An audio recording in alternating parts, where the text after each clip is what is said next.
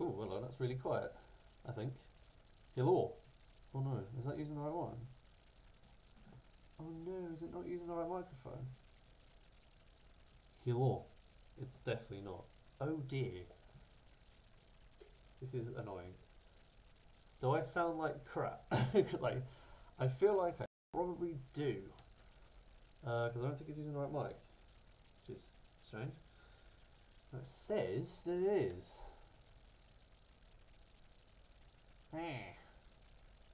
Oh, for God's sake.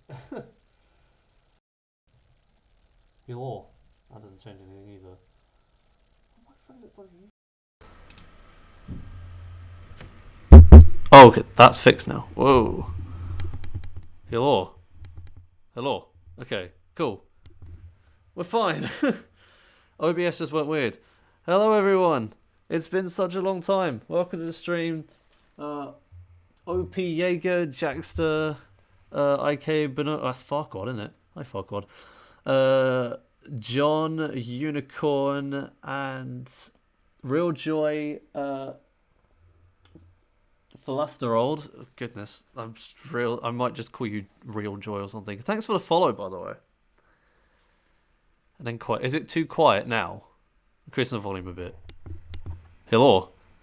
Yeah, I turned it up because I thought the microphone was quiet, and then I didn't turn it down before it came up. So there's been quite a few follows since I've been not on a stream.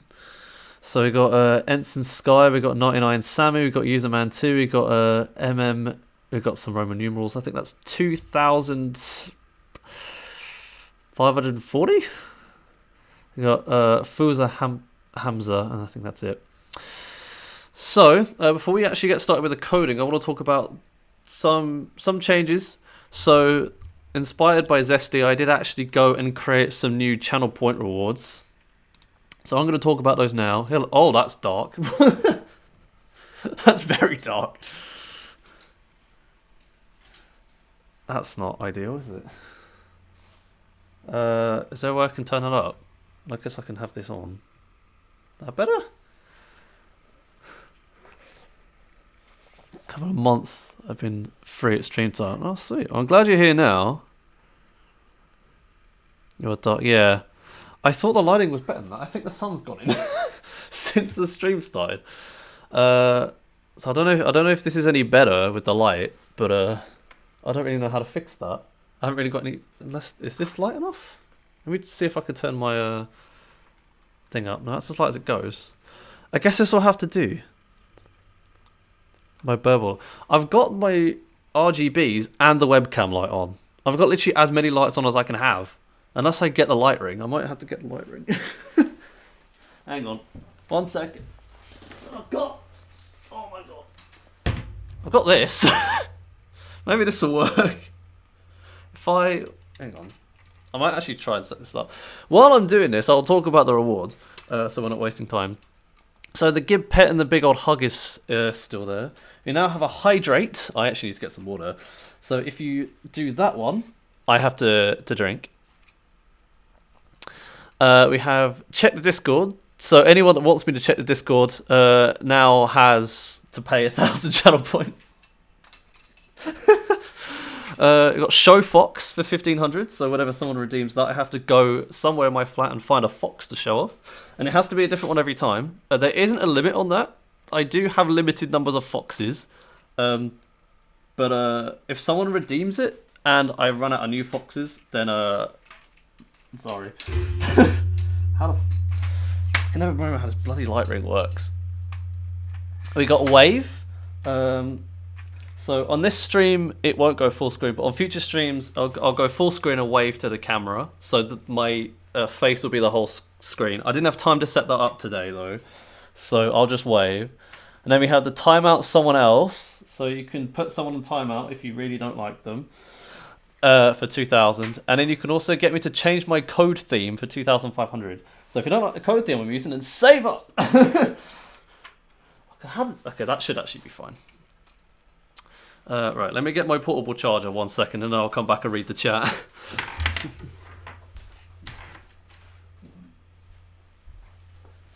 I am a professional streamer. I don't know what you're talking about. Uh, 1K for this. It starts going for his first few minutes playing with his, like, literally. My room has got like 3 times as dark. It was fine! Like 15 minutes ago, the lighting was fine. How long are you going to change the thing for? It depends how good it is. It says temporarily in there. But if it's something that's fine, if I kind of like it, then I'll probably keep it for the rest of the stream until someone redeems it. Otherwise, I'll probably change it back after like 5 minutes or something. Right. Light ring. Activate. Oh god, that's bright. Holy mother. Oh, it's in the camera. Okay, there we go. How's that? I've got so many lights on me. If I turn that one off, is that okay? I can live with that. Unless you want this one on as well. In which case, I don't know, is that better?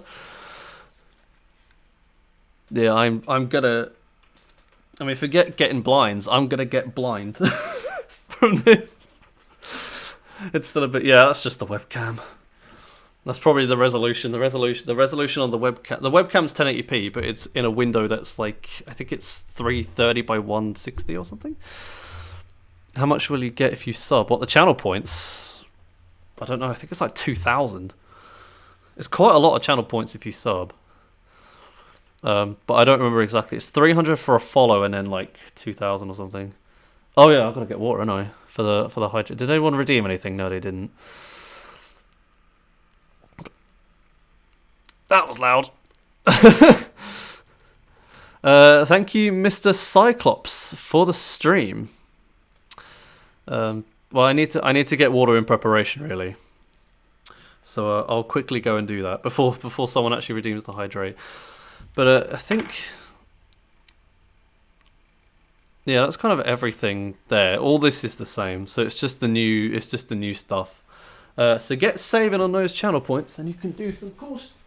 I almost swore. Where's my water bottle? There it is. We're doing this live.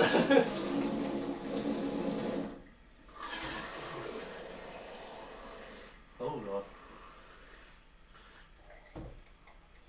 Water. 700 mils of it, approximately. Alright. You see, I would have got prepared earlier, but I actually had to do something until like 10 minutes before the stream started, so I had 10 minutes to sort all of this out, really. Where's the coaster gone? There was a coaster around it. Tap it on it? No. Oh, my glasses on it. That probably would explain a lot. Okay. Cool. Water acquired. Headphones. Boop. Acquired. Cool. Yes, I am stealing your hydrate thing. What are you going to do about it? But it's twice as expensive. I might turn that back down though, because I don't mind drinking unlike you. 2.5. Now this is the biggest container I have. This 24 fluid ounce bottle of water, which is approximately 700 milliliters. So a little over a pint. 2.9k. Oh goodness. There's just going to be like this ream of all sorts of stuff in there. I have a horrible feeling we're not actually going to get anything done this stream. That's fine, because I haven't used Django in years, and I don't remember anything about it. So that's fun. I'm going to close this a bit so I can see the tablet a bit better. So the stream manager should tell me when someone redeems anything. So I should get a notification, not on the stream, but on my tablet, that someone's redeemed something. Also, welcome Zesty to the stream. I just realised I didn't welcome you. And I don't think I welcomed Cider either. Welcome Cider to the stream. Yeah, I started my stream on time, surprisingly enough. That reminds me, we are ending at 6:45, not 7. Because we've got plans. I'm sorry, I was busy getting my water. Probably. Or doing something or other. Right. So, oh, that's not what I wanted. Hang on. Discord can go over here. We don't need you anymore. Twitch. Oh, the bot. I need the bot. I need to start the bot, don't I? That can go over there. That can go over there. And then we need the terminal. There is so much light just in my peripheral vision. Oh, there's a hydrate. Cheers. There we go. I gotta like not drink unless I get a hydrate. Yeah, we're gonna start now. Welcome Auroras to the stream. Hope you're doing okay. So CD, data, programs, GitHub, Carberra, that one. Right? Yes. VA, yes. Oops, no, I don't want to launch code, I want to launch the bot. Python -m carburetor.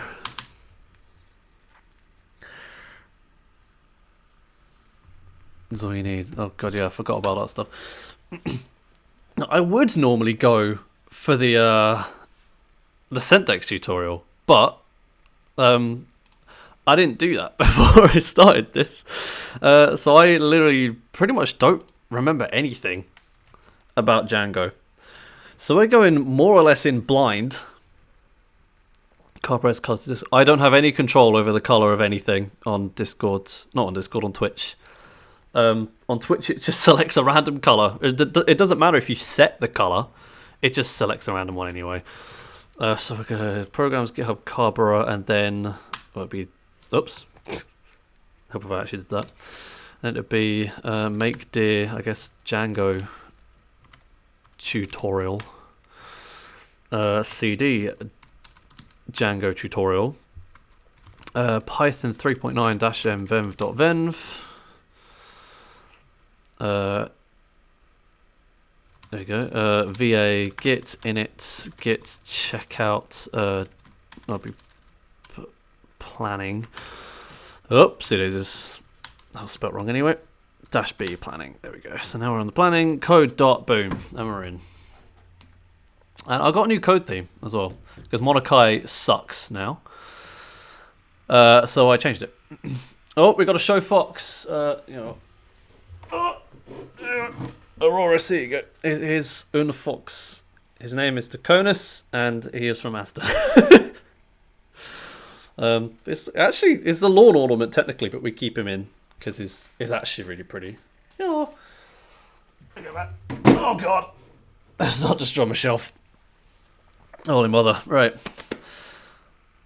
smile at the camera for 5 seconds. What? Why would I want to smile? Man? My life ain't good enough for that, my friend.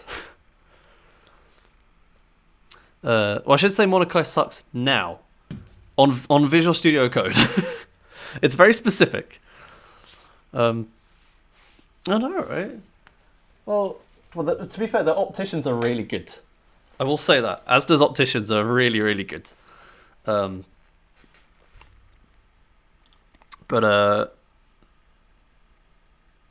Yeah, I don't shop there because I know all the shoppers are like, I don't know, you get a specific brand of people at different supermarkets. Like at Asda, you get all the people that don't care about COVID regulations. You know, they have a one-way system. Everyone just ignores it. Staff, just ignore it, you know. This is IU. AYU, Mirage. So Control-Shift-P, I should be able to like... No, it's Control-KT. Yeah. IU Mirage border. I'm not sure how you're supposed to pronounce it, but... Gone from the... Yeah, I think a lot of them have gone from here as well. Wait, just a Tory shop? No, it's just it's kind of the posh one. I wouldn't call it a Tory shop for sure.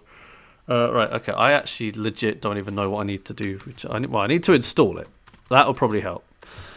Django. Pip install Django. And then we're just going to go to the quick start guide and... imagine there would be one. There are so many lights. Oh my god. I'm actually going to go blind by the end of this. It is very bright. Right. Kind of very close to me.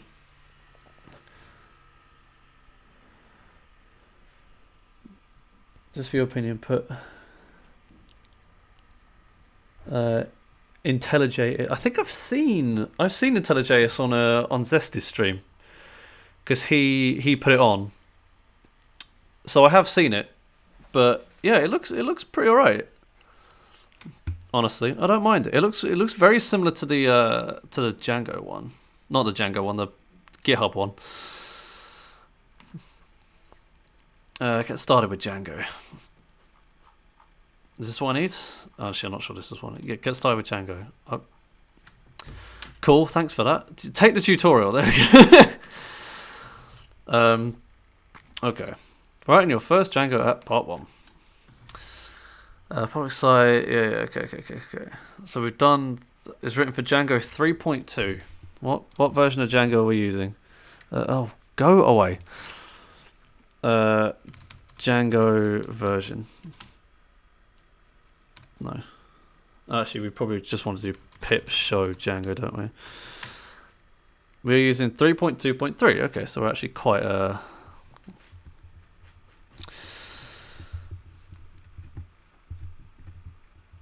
Zesty, you're cute. As a new person? Oh no. Have I missed someone? I don't think so. Have I missed? If I haven't welcomed you, then speak up and chastise me, because I want to do that. I want to welcome you. Okay. Oh, we got to hydrate. Cheers. Yeah, we're genuinely not going to get anything done, are we? Wow. Django's installed. Should say creating a project. Okay. Django admin, start project, my site. Got it. Django admin. Oh, I need to make the UI bigger. Start. Was it start? Yeah, start project, my site. There we go. I think I did. Yeah, I welcomed him. He came right at the start. Or she. They. Well, yeah, we'll go with they. So that created this folder here, and I believe this comes up with like it says manage.py that you can use to do stuff, and it has this my site. Oh goodness, yes, do that. And you have your URL. So remember this. This is where you put all the URLs. So I think you can have like redirects and stuff in here, and you have your path, and then it's you set like a module, and then it's essentially loads of stuff in that module. And as far as I remember, it's I think it takes. I think it looks for a specific function inside there and runs it. To be fair, yeah, he is correct. Yeah, using pronouns is a very dangerous game. I try to use they as much as possible if I don't know someone's gender, but sometimes I do forget.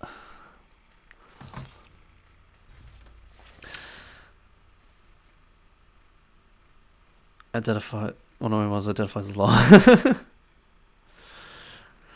I'm using a thing called IU. It's AYU, and it's the Mirage bordered thing. So you have this. What is this? ASGI. This is new.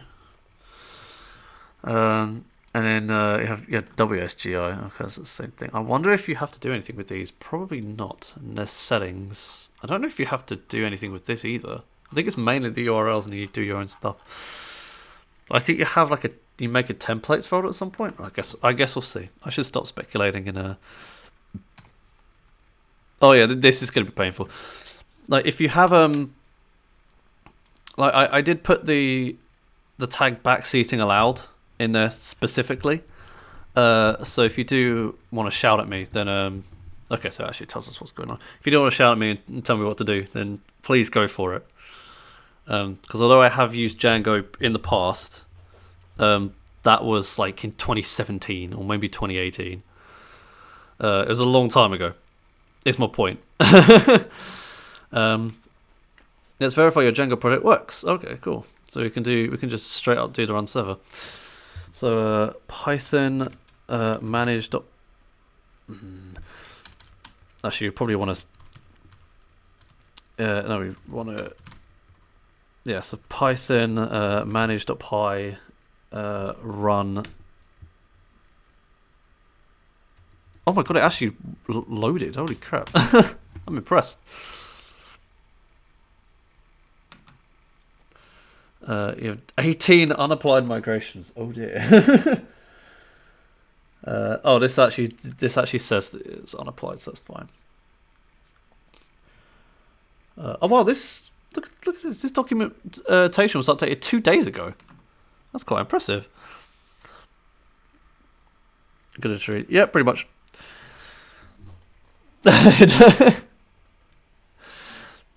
Only if you're allowing yourself to call yourself cute. That didn't make any sense. So long as you admit that you're cute while shouting at me, then yes, you can shout anything. But that only applies to you. Oh, the Django doc's being annoying. It doesn't go any further than that. Oh, that's really irritating. Yes, that's fine. Cited Django. Pure pipe. Why am I moving over? I should read it on here. Does Apache? That's good to know. Don't use the server for anything. Okay, that's fine. Yeah. Go to localhosts. Oh, that's true. I can just do that, can't I? 127.0.0.1 port 8000. Hey, it worked. Mod and a sub you still can't add. Oof. Oh yes, it worked. Oh yeah. With a congratulations page with a rocket taking off. Excuse me. Unless, hang on, if I turn. Oh yeah, there's the rocket. It just has to be in light mode. Oh, hydrate. Cheers.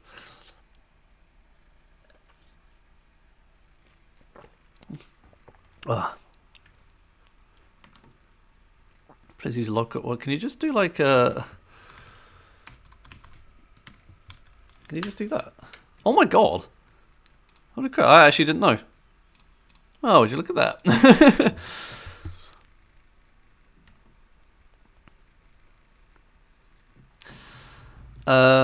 Changing the ports. Do we want to do that? Run server commands. If you want to change the server's port, this command, start it with 8080. Okay. Server's IP, pass it along with the port. Example, listen to all public available IPs. Useful if you're on a vagrant. If you want to show off your other computers on the network, okay, whatever. That's fine. Creating the polls app. Okay. Now that your environment, a project is set up, you're set to do work. Each application you write in Django consists of a Python package that follows a certain convention. Django comes with a utility, automatically generates the basic directory structure of an app, so you can focus on writing code rather than creating directories. Oh, I see. I think a lot of this. I don't remember this being a thing. I think stuff is actually kind of new.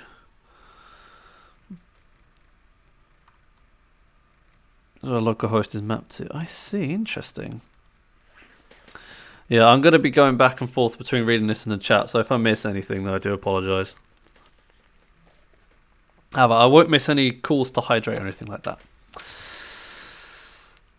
So okay, go back here. Oh, we want to probably close the server down. I hope that's safe to do. I imagine Django would have made that safe to do. Start app, polls. I really hope I did that in the right place. In the same directory as manage.py. Okay, yes. You should have. So there's one here, yeah. Interesting. That's the poll application, right? In your first view.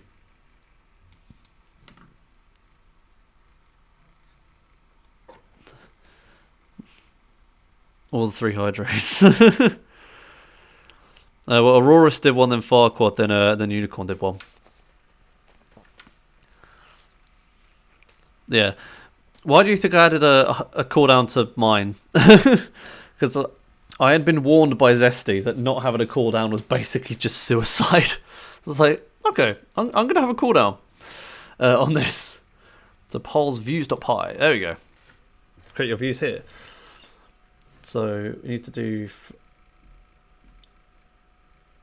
Put the following Python code in it. I presume we just put it on top of what's already here, rather than replace what is here. Import HTTP response. Thank you, tab 9. Def index request. I'm going to get rid of this comment. Return HTTP response. Hello world. You're okay. This is Sparta. Is that, I don't even know if that's spelled correctly. It's the simplest view possible in Django. To call the view, you need to map it to URL. For this, we need to go to URL config. Create URL conf in the Pols directory. Create a file called urls.py. Your app should now. Okay, so it doesn't actually create one for you. That's kind of strange. And then from Django.urls import path from .import views. Okay, URL patterns equals. Okay, tab 9 is apparently very well versed in Django already. Views.index name equals index. Do we have a views.index? Oh, from to import views. So I guess we have one. Oh, I see. So every 5 minutes. Yeah, basically. Coming in with another hydrate. 2 minutes more. Oh God, I wonder how quickly. I mean, we've gotten through a decent amount. I mean, I'm not taking like light sips here. I'm going like full into this. That might have been a mistake. Oh, we're gonna hydrate. Cheers. God, I'm starting to see how badly this could go, but it's fine. Next up is point the root URL conf at the Pols URLs module. My.urls and imports for Django.urls.include and insert an include statement in the. Okay. Makes sense so far. Where is this URL? There it is. Oh my words. Okay. So from. Alright. Just do include there. And then this does it above. So. Pols / and then include pols.urls. Okay.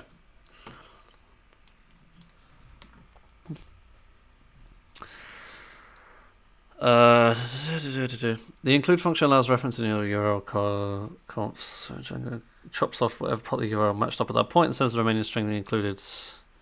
Okay, that's fine. The other hand includes to make it easy to plug and play URLs. Yeah. It's pretty alright, that. They have an index around the following. Okay. Run the server again. And then go to localhost 8080. Whoops. Didn't mean to do that. Page not found. Oh dear. That's not good. Why?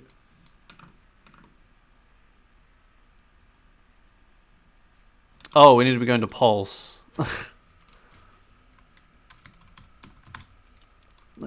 This is Sparta. We did it. Okay. We made a website. Woo! Task achieved. Can you DM? Yeah, sure.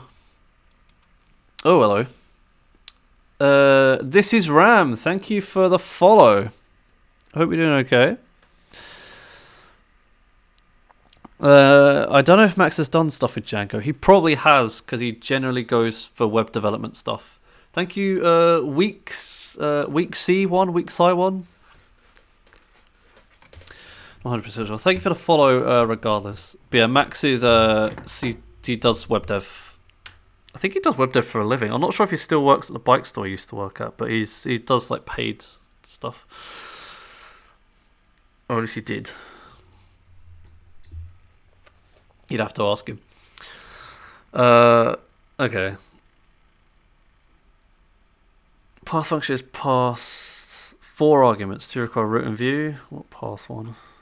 Oh, this one here. Two required, root review, two optional, quarks and name. At this point, it's worth reviewing what these arguments are for. Okay, it's going to do it for me. Root is the string that contains the URL pattern. Patterns don't search, get, and post parameters, search domain name. That's fine. The view is the view module, presumably quarks. Arbitrary keyword arguments can be passed in a dictionary to the target view. Why is it not keyword arguments? It's very strange. And a name after it. That's weird. Naming URL lets you refer to it unambiguously from elsewhere in Django, especially within templates. This powerful feature allows you to make global changes to the URL while only touching a single file. And you're comfortable with the basic requests and read part 2 to show it start working database.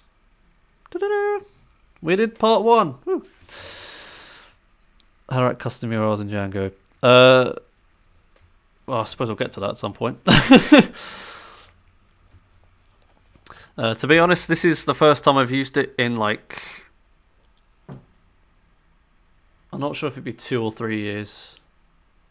It's at least 2, but less than 3, I think. I think it's about 2.5 years since I last used Django. So I'm just going from the basics and going from the ground up, really. So database, create a first model, get a quick... Okay, so we'll go database straight up. Holy crap. Of my site.settings.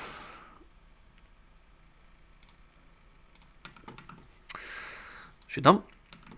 Normal Python module, okay. By default, it uses SQLite. If you're new to databases or just interested in trying Django, this is the easiest choice. I'll leave it like with SQLite for now. We'll change it later. SQLite is included in Python if you want to install anything else to support your database. When first starting your first real project, you may want to use more scalable database like PostgreSQL or to avoid database switching headaches down the road. Yeah, that's fine. If you wish to use another database, install the appropriate database bindings and change the following keys. Okay, that's fine. Not using SQLite as your database, this says must be added. Okay. When you're editing my sites, oh, I've got to hydrate. Bottoms up. Yeah, that's fair. I've had requests to do Django-based stuff for a long time, although from the Discord series when people wanted dashboards. So eventually this will culminate in a bot dashboard series, but I'm going to do a basic Django stuff first. It's going to be like months and months away. I'd be surprised if the bot dashboard series comes out this side of 2022, but we'll see. Maybe near the end. All right, see you later, unicorn. Enjoy the rest of your day. Yeah, I'll let you know how drowned I get. Well, I suppose if I don't message you, then I've drowned. There you go. So stored. Set time zone to your time zone. I will do that. There we go. UTC. I might leave it at that. Ian, can I? Yes. Oh, it restarted the server because I changed. Holy crap, that's actually kind of cool. We do need to get rid of that though. Drown in hugs. I think that's more like being smothered than being drowned. Also, number of viewers. Wow, holy crap. These are the most concurrent viewers I've ever had. Hello, everyone. You got a free wave there. If you want more waves, that's 1500 channel play. I should probably turn that down while I'm not able to go full screen, but whatever, it's fine. Okay. Also note the installed app settings holds the names of all Django applications are activated for each Django instance. Apps can be used in multiple products, so you can package and distribute them. Use. Oh wow. Installed apps. Okay. That's fine. Okay. The admin site uses it shortly. Authentication system, framework for content types, session framework, management system framework, and a framework for managing static files. Applications are included by default as a convenience for the common case. Some of these applications make use of at least one database table though, so we need to create tables. To run that, do the following command. Alright. Python manage.py migrate. I love how Z Shell knows what the options in the Python file are. That's kind of nuts. I do. Does this use ArgParse? It doesn't. How does that work then? I presume it does execute from command. I'm gonna find out. Execute from the command line. Oh, it goes into this huge management utility. Utility.execute. Okay. I'm not gonna go into that right now. I don't think. Actually, does it use ArgParse? It does use ArgParse, but it uses this weird third party. Well, not third party, but it kind of abstracts it. That's weird. Anyway, we want to bring this back over here. Migrate command looks at installed apps settings and creates any necessary database tables according to the database settings. Okay. This migration shipped with the app. We'll cover those later. You see a message for each migration it applies. If you're interested, run the command on client for your database and type / show tables schema. Display a Django. Oh, yeah, run the command on client for your database and do .schema. Okay, we can do that. So it'd be SQLite3 db.sqlite3. No. Command not found. Apparently I didn't install it on this.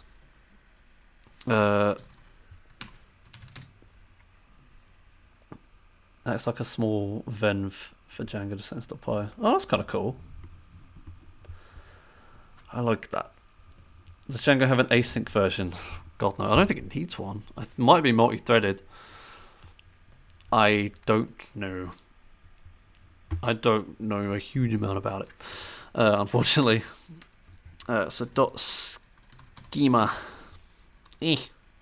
That's schema. Okay. Oh, hello. Wow, it created a lot.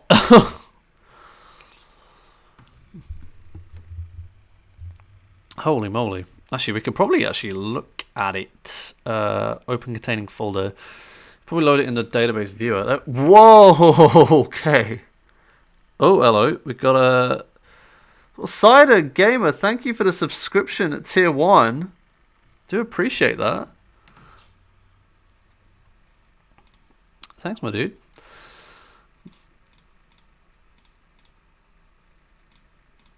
Is anything in here? Actually, I just realised something. Oh, that reward didn't save. I had another one. I had another points reward where you could make me shill. So you could like make me talk about like the Patreon and subscriptions and stuff, and I'd have to do it. But apparently I didn't save. That's annoying. But if... Small reminder, if you have Twitch Prime and you haven't subscribed to anyone, then you get a free subscription. Consider giving it to me if you like the stream. If not, no worries. Just what in the name? Okay, that was weird.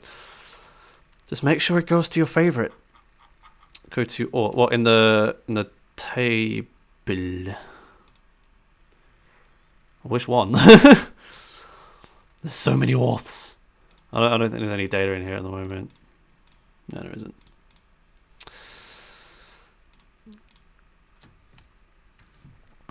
Control D, give it that. Auth user. I don't think there's anything in there. Have another look. Browse data, auth user. No, there's no one in here at the moment. I think it's going to make me add it in a bit. So, I'm just going to keep going. Okay, that's fine. For the minimalists.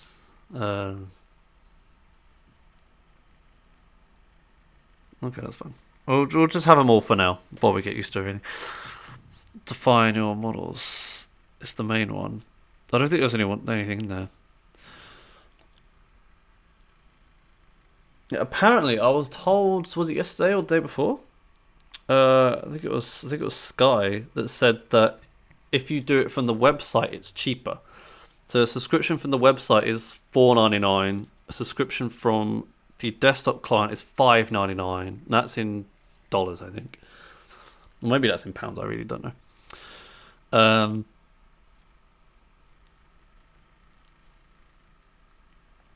But yeah, it's really weird how it changes depending on the client. Model is a single definitive source of truth for your data. It contains the essential fields and behaviors data you're storing. Django follows the DRY principle. What's that?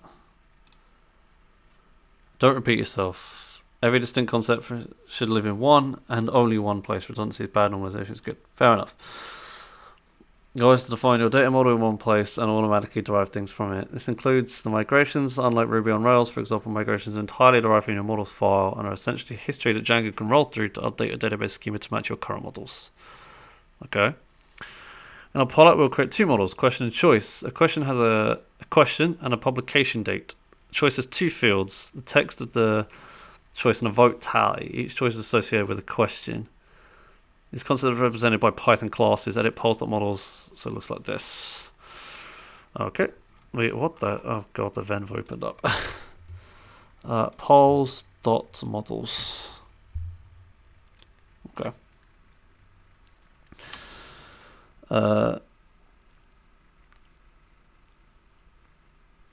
Oh, that makes a bit more sense. It kind of seems... Yeah, I suppose that makes sense. Oh, I drank without a hydrate. That was bad. I need to get used to not doing that. So you got a free hydrate there. Models. Models.model. These lights are starting to drive me mad. Models dot. I know, because I knew that was coming. The moment I took the bottle off my lips, I knew I was going to have to drink again. Models.char fields max length. Oh, tab 9 knows what it's doing. It equals 200. Pub, mind you, I suppose it knows what it's doing because I imagine a lot of people have used Django, haven't they? Auto. Oh no, we don't want that one. We want date. Is that with an underscore? It's not. That's weird. They published. Yeah.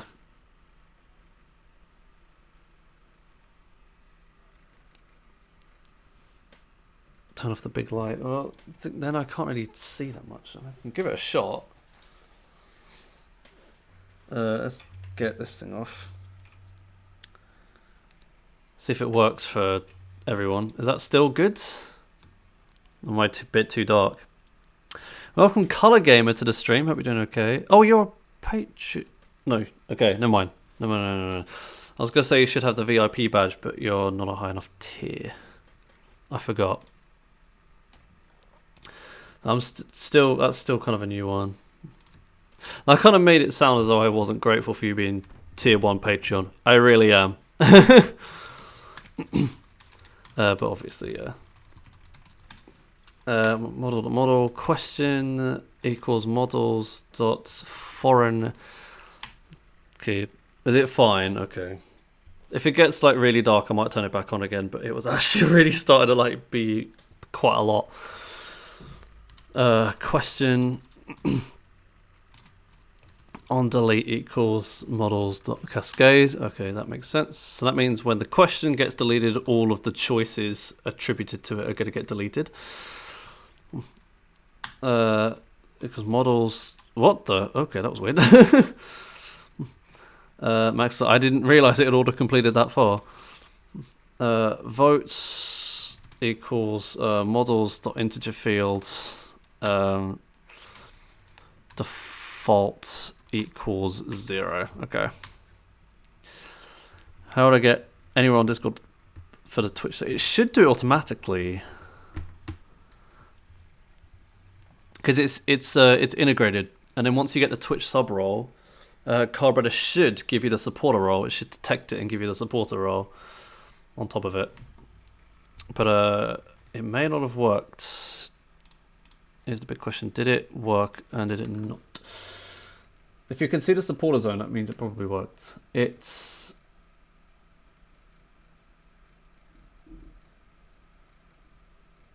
didn't. That's weird. Your Discord and Twitch might not be linked together. Oh, hello.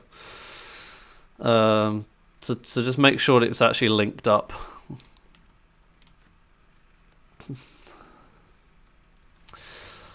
Here, each model is represented by a class. The subclass is Django.db.models.model. Each model has a number of class variables, which shows represented by an instance of the field class. Char field for character fields and date time field for date times. This tells Django what type of data each field holds. Name of each field instance, e.g. question text or pub date, is the field's name in machine-friendly format.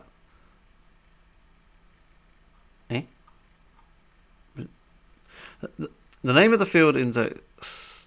Oh, okay. That was confusing me. You use this value in your Python code, and your database will use it as the column name. Okay. You can use an optional first potential argument to a field to designate a human-readable name. That's used in a couple of introspective ones, so that's presumably here. Introspective parts. Django, it doubles as documentation. This field isn't provided. Django used machine for readable name. This example, we've only defined a human readable name for question pub date for a physics model. Suffices. Okay, that's fine.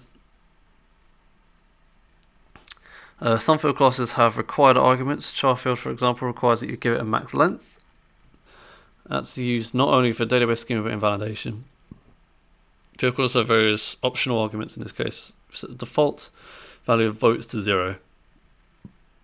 Finally, there is a relationship defined using foreign key. This tells Django each choice is related to a single question. Django supports all the common database relationships, many to one, many to many, and one to one. Cool. Link Twitch. So it should update at some point, Cider. I'm not sure how immediate it is. So I suppose if the stream ends and it hasn't done it yet, then I guess let me know. I don't know what I'll be able to do about it, but it's already done. Okay, cool. So it is immediate. That's fine. Sweet. Activating models. Some of it in model code gives Django a lot of information with it. Django is able to. Yeah, sorry, you should have access to the supporter zone now. So, thank you. Create table schema, create table statements for this app, create a Python database access API for question choice. Okay. First we need to tell projects that a Pulse app is installed. I see. This group chat is going nuts. Could it not do that, please? To add a reference in the Pulse apps.python, so it's dotted path. Pulse.apps. Has that been automatically applied? Oh wow, it has. Interesting. That's kind of cool how it can work that out. So we go into our settings, and then we do. This goes at the top in here. Oh, it uses single quotes. Oh, bottoms up. Oh man. So what this hydrate does, sneakily, is make me need to go to the toilet more often. I mean, I can put more ad breaks on. Hey!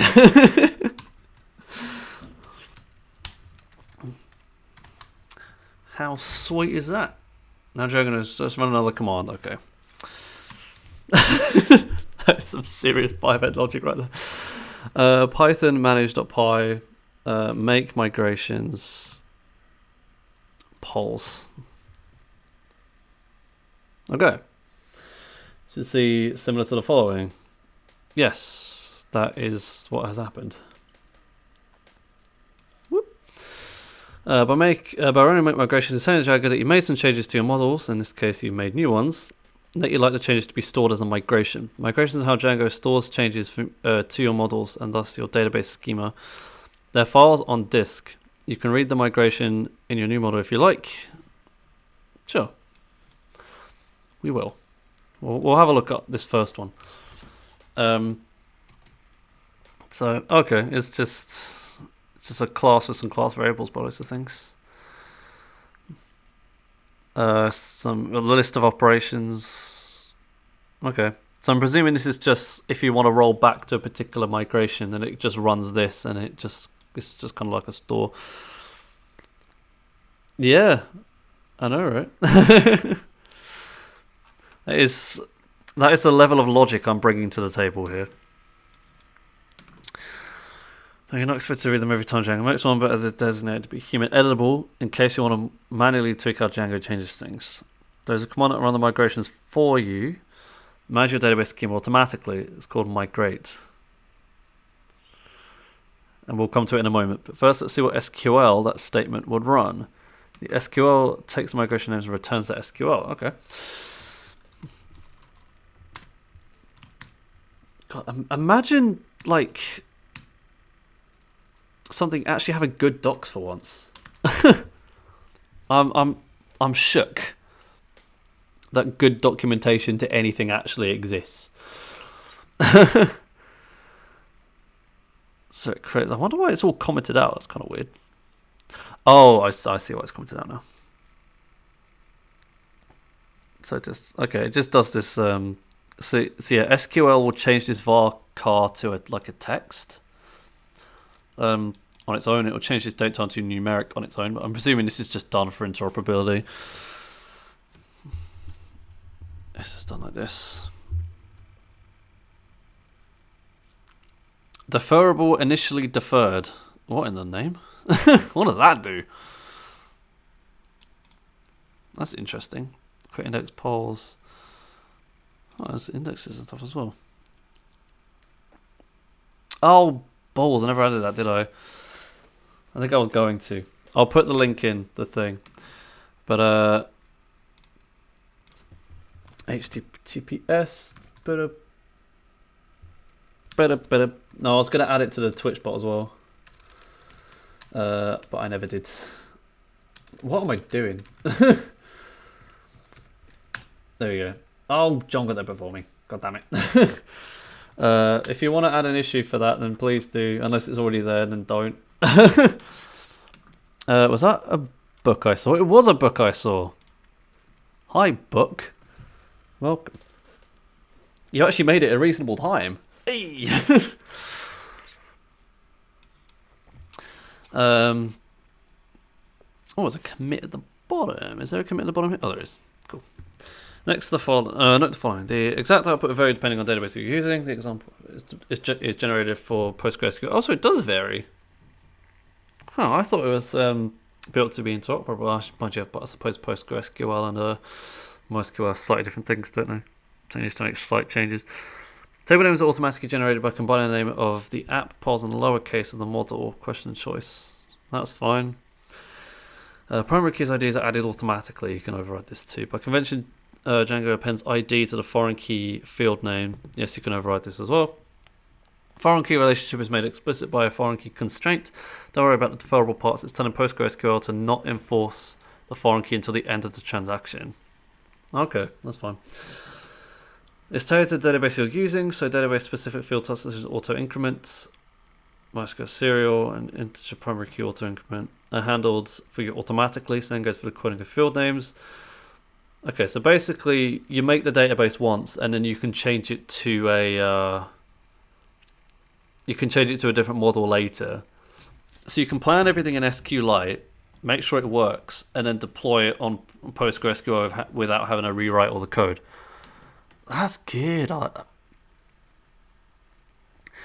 Python manages by check. This is checks any problems in your project without making migrations or touching the database. Okay, we'll just do that. To say we did. Check. System check identified, no issues. E.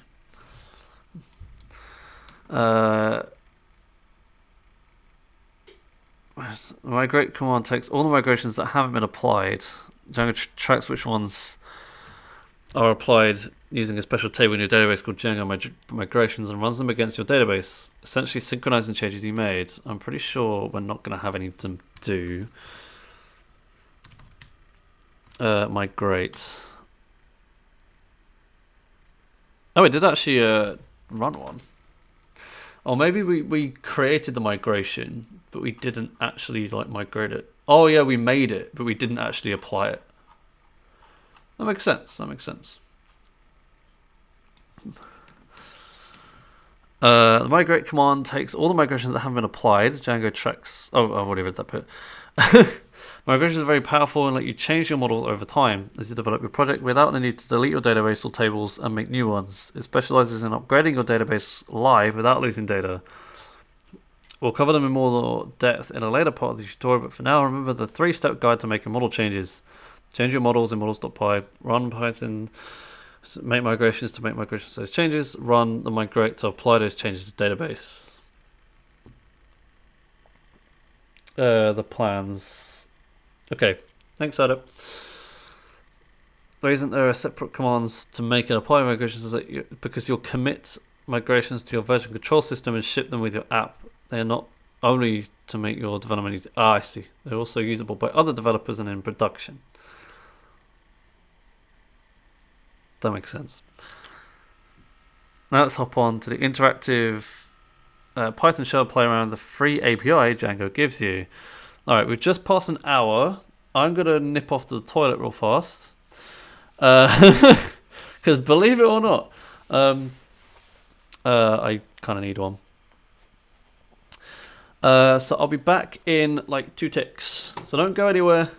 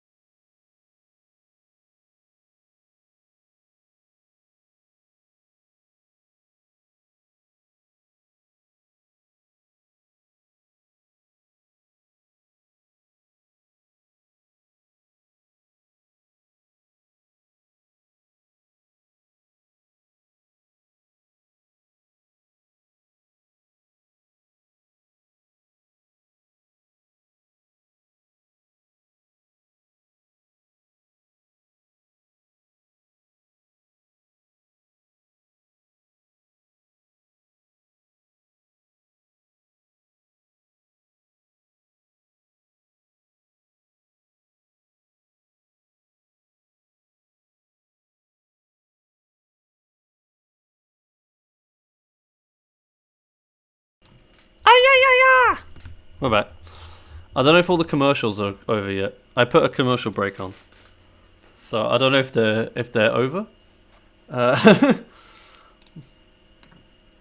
This is the only problem with the commercials. They're great and everything, but I don't know when they're over. Oh, I can't hydrate. Oh. So I suppose we'll just go on again. Okay. Thank you. Wanted to drink.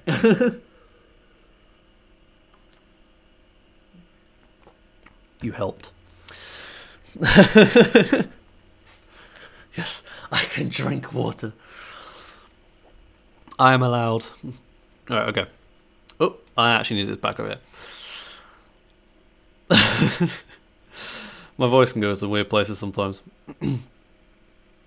I am going through the Django tutorial. Is what I'm doing. After I've gone through it, I don't know what I'm making. I guess we'll just have to see. So to integrate the Python shell, play around with, to invoke the Python shell. Ooh, this is kind of nuts actually. Python manage.py shell. Ooh, this is interesting. Yeah, there's like this. Yeah, this is text tutorial I'm just going through. Yeah, the Django docs are actually quite nice. Django REST API later too. I don't know, maybe. I mean, we'll have to see what really there is in the API to work with. Am I really dark? I might turn this light back on for a bit. I might turn it down. Oh, it's not plugged in. Hello?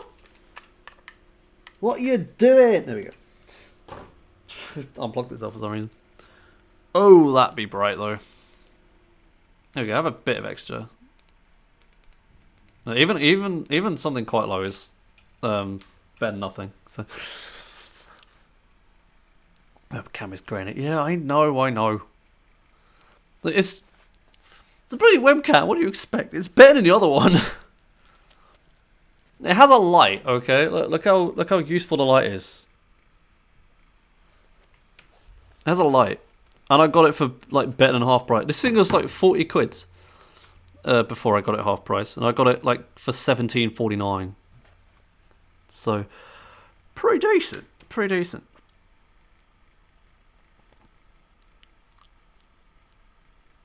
Getting more traction nowadays. Okay, well, I might have to look at that.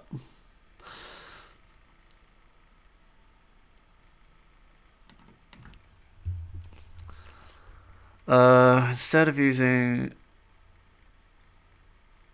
Django set as module environment variable, which gives Django Python import. Okay, that's fine.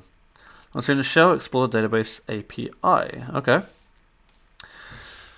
So we'll just do what it says here. So from pols.models import choice. Oops. Question. Oh my god, I cannot type. Question dot objects dot all. Okay, that's apparently supposed to come out. Oh, no questions are in the system yet. I see. Create a new question. Oh, okay. From Django.utils import time zone. Q equals question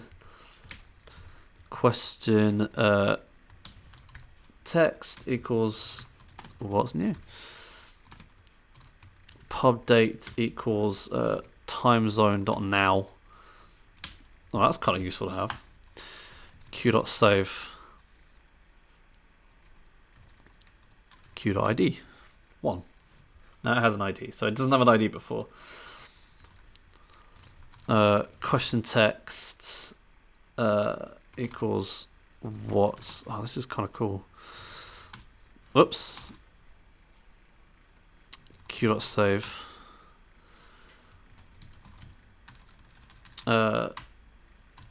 question.objects.all, and now we have this question object. That's cool.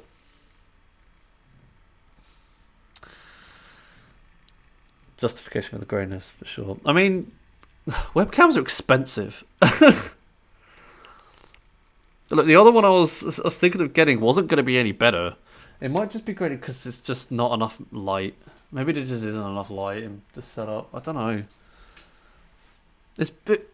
Would you rather a grainy webcam or no face cam at all? Oh, that is a good shout, book. I like that idea. Text equals is Jackster Q. Q.save. There's a donation link. What, the Streamlabs one? Should be down in the links, I think. Actually, no. Let me quickly have a look. It might be streamlabs.carberra.xyz. It's nope. Oh god, I don't even remember my own redirect URLs. I think the donate goes to the PayPal. Oh, the donate one doesn't even exist. Oh god, I have no idea then. I think it's down in the links below. So have a look at that. Mate, the answer is yes, and yes. I will. Let's fix that by editing the question model and the string method to both question and choice. Okay, so pols dot what is it? Structures? No, that's not even a thing. Oh, I'm so lost. As views, no, it's apps, models. There we go. I know what I'm doing. So we can do def string self, and then we can return self dot question text, and then do this. There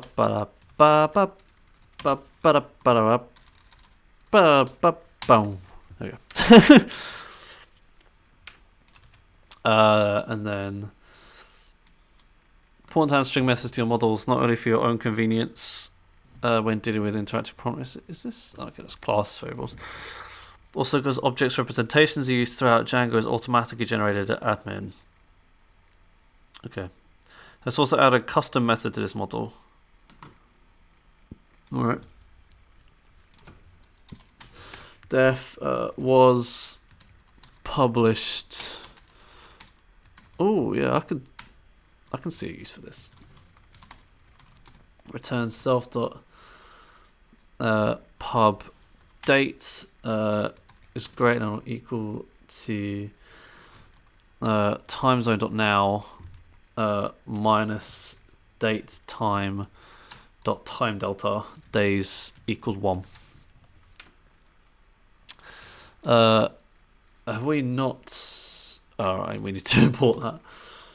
From Django.db import date time. It seems that they've like rewritten a lot of, or at least kind of extended out a lot of this, a lot of the built-in stuff. Also, like, I do want to point out, I like how the docs are in perfect Pep8. I like that. Considering that some modules aren't even written in Pep8, it's called .py. It's nice to see that someone actually cares. Right, so we'll go back now. New addition of imports date time, and from you're not import. Oh, you are importing date time as well. Or whatever. It's VS Code. I can get VS Code to sort it out. Bam! Look at that. Easy. It's easy. Have I done that wrong? Yes, I have. That's how it's supposed to be. God, I can't read. At least Django doesn't use super outdated models. Yeah. Well, the Discord.py 2.0 is to cover a lot of technical debt. You can actually get the alpha for Discord.py 2.0 if you download the development version. So the next stream, I think I'm going to take a first look at 2.0. Try and use the alpha to make something. And we're going to just see what it's like. See if it's any better. And probably delve into the source code quite a bit. See if they've actually, been competent. Yeah, it's 2.0, so it's breaking changes. It's reducing Python compatibility. I can't hide it. Reducing Python compatibility. So you have to be running with 3.8 or higher, and also hopefully you're going to fix a lot of the broken crap in there. Well, it's not broken as such, but the crap.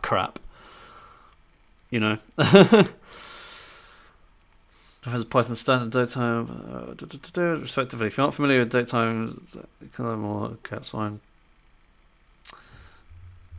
Yeah, the stuff that's rough, which is most of the library at this point. Let's be real. I mean the front end isn't terrible, but the back end is really quite bad at this point. It was in need of a rewrite.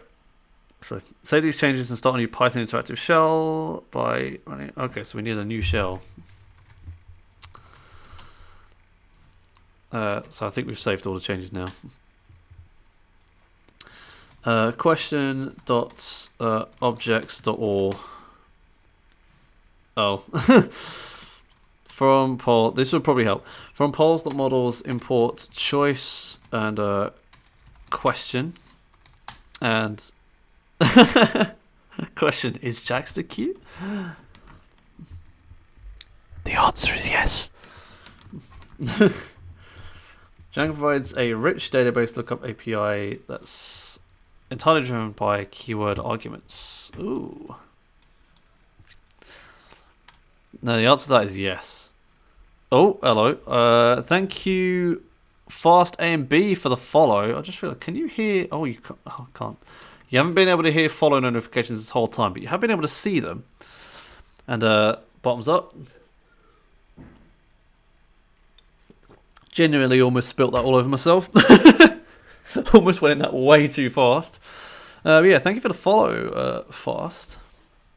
I do appreciate it. Hope you're enjoying this. Well, I suppose you probably are enjoying this stream if you followed it, didn't you? It's a question.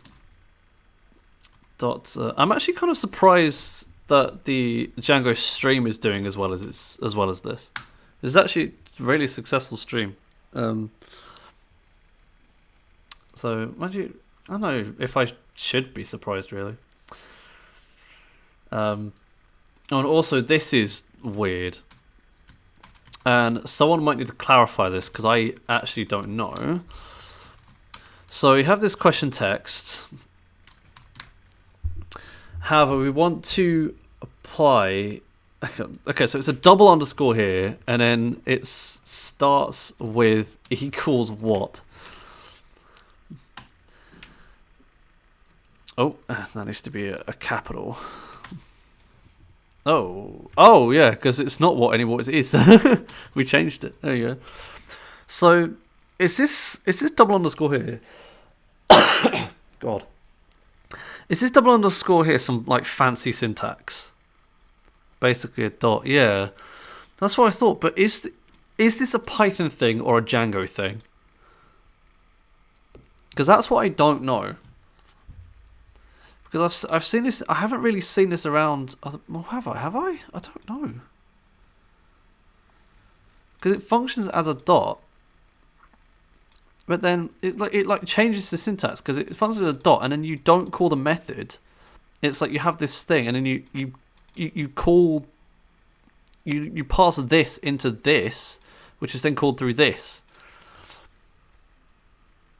It's a Django thing. You've seen some other libraries using it as well. I don't know.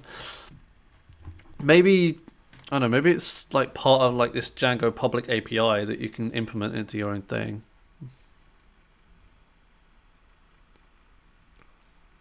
This is exact as well. That might. Is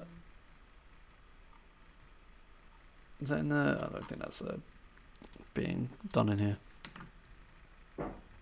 Yeah, that's not. I should probably look up a reference at some point which ones are actually available. Okay.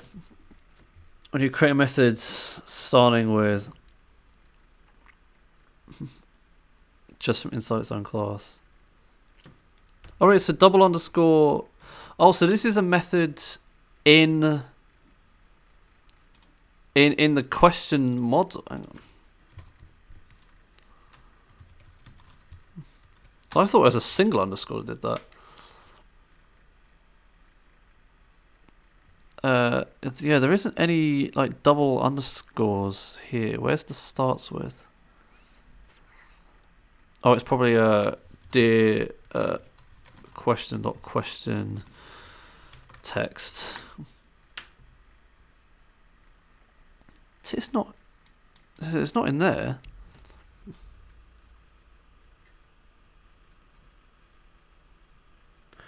The pep command just links you to a Python extension protocol document. It's a Python thing. So I thought it was like a single underscore. Denote it. Does a double underscore actually do anything different? Python is snake. There's both. Yeah, but is there a difference between the two? Because with these, because you can override these. Like I can override any of these to do operator overloading. But then I suppose that's within the class, isn't it? But then you can access like these without it. I don't know, man. Python in the back end is weird.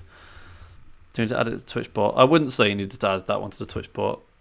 The pep is more for support cases, to be honest. I'll DM you a link. Okay, that's fine. Because I'd be interested to know, because this has kind of been a mystery to me for quite some time. Anyway, from Django.utils, import time zone. It's at this point in time I've realised I haven't eaten anything today. I'm starting to get hungry. That's going to be an interesting one to fix. Timezone.now.year. Oh, that reminds me. I need to get my dinner out my freezer. Hang on. Be hungry.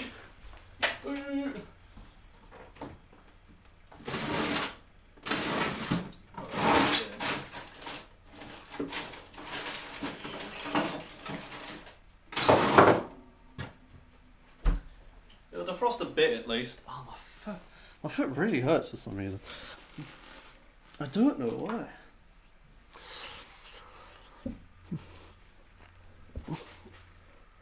Is that a new hydrate? Oh, looks it. At least I'm not thirsty. Yep. Plans get up Facebook. Oh my goodness. Okay. I think some of them are already there. I actually don't remember which ones I added and which ones I didn't. That was an interesting noise.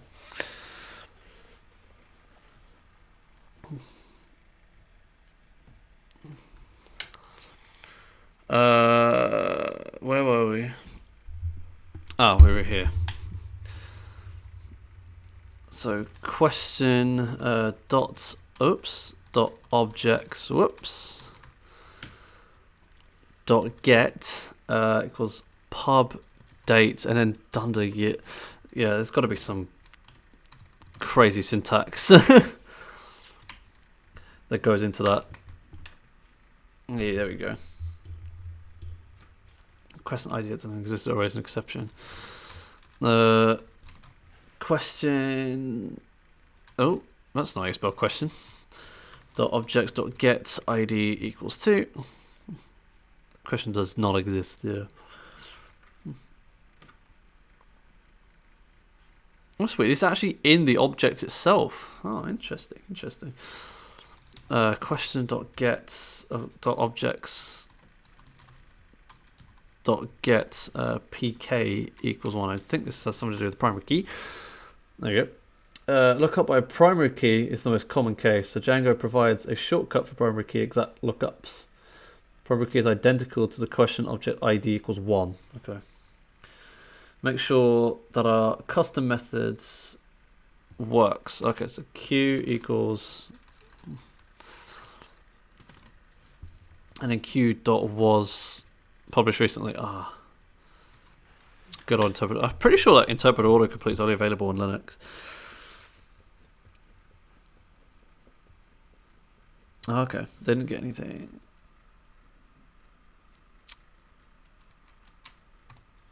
Let me go to link real quick. This is about custom lookups. Django offers a wide variety of built-in lookups filtering. I contains. This document explains how to write custom lookups, how all will work in existing lookups. Okay.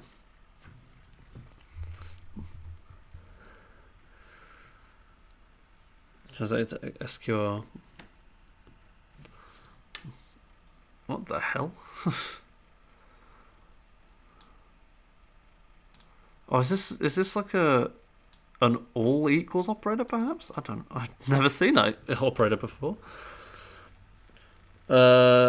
Cisco is back-end independent, so we don't need to worry about different databases. 2 steps make this first. First we need to tell Django about it.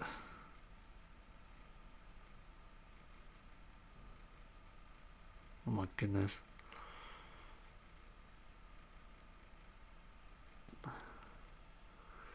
Okay. So close look at the implementation. Lookup name allows the ORM to understand how to input name and use any equal. These names are always lowercase. Strings contain early letters, but the only hard requirement is that it must not contain the string that. Oh, goodness. I'll take probably a better look into that later. Okay. Oh, because that's the what is it? Like the Python 4 Barry is not SDFL or something like that. That's how they wanted to do the not equals in there. I remember now. So I was implementing a not equal lookup, so you can do double underscore any. Oh god, okay. Yeah, Fluffle, that's the one. I couldn't remember the exact thing, but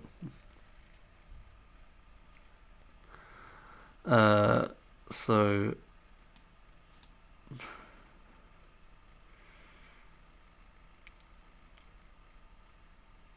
give the question a couple of choices.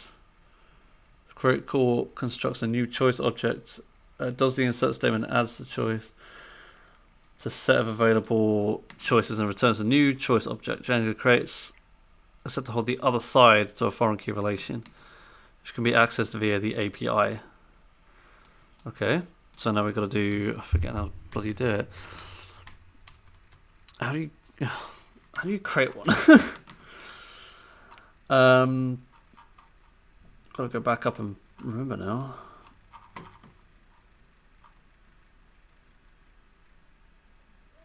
Oh, it's just like you create a normal object. I see. That makes sense. So C equals choice. I don't actually remember what goes in here. So does it? It doesn't actually tell us how to make the choice. I presume we pass in the question. Oh, question probably equals Q. Question equals Q. All right, see you later, Farquaad. Thank you for stopping by. Question equals Q, and then we got the choice text equals yes, and then the votes equals 10. And we've got another hydrate.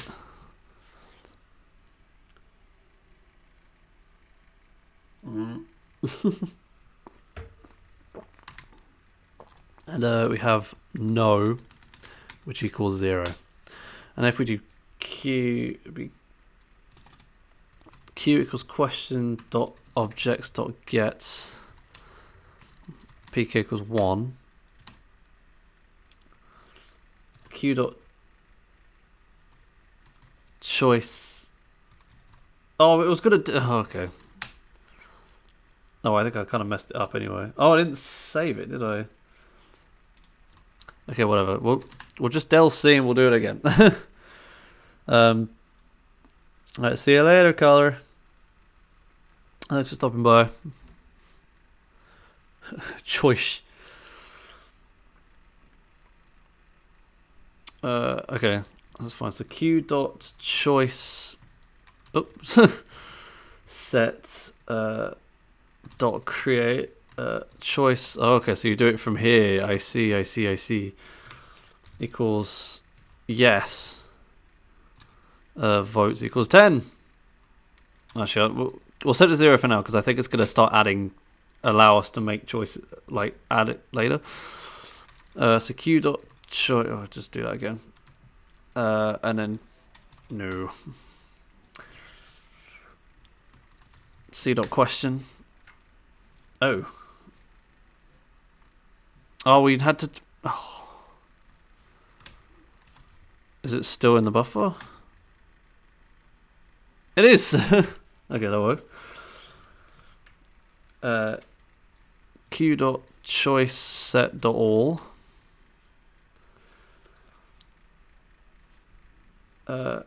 Q dot choice set dot count 2.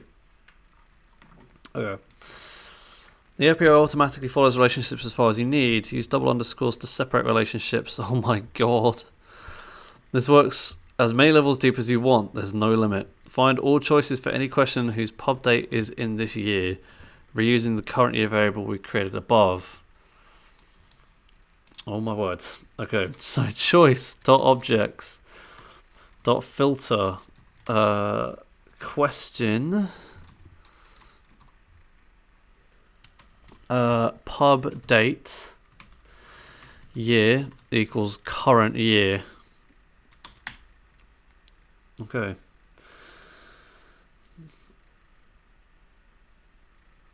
Let's delete one of the choices. So C equals Q dot choice. Choice set dot filter choice text. See, I'm starting to look at the word choice and thinking that's not spelt right. I've said and seen it so many times that doesn't look right. Starts with equals no. And C dot delete. There you go. Okay. So before you go any further, I want to do a poll. I'm getting kind of hungry, so I want to see. I do have certain things, certain snacks that I have. What snack? I'm gonna ask you. Should I have? Should I have? What have I got? I've got magic stars. I got Smarties buttons. I have had lunch. I just haven't had all of it. I remember now. I have actually had lunch, but I am still hungry, so that's great. 10 bits per vote, 500 carbons per vote. 250. It's great. Nah, 100. I'm also going to move this back into this one. And, whoop. Where am I going? Okay, I'll move it over here. Thank you, Cider. Okay,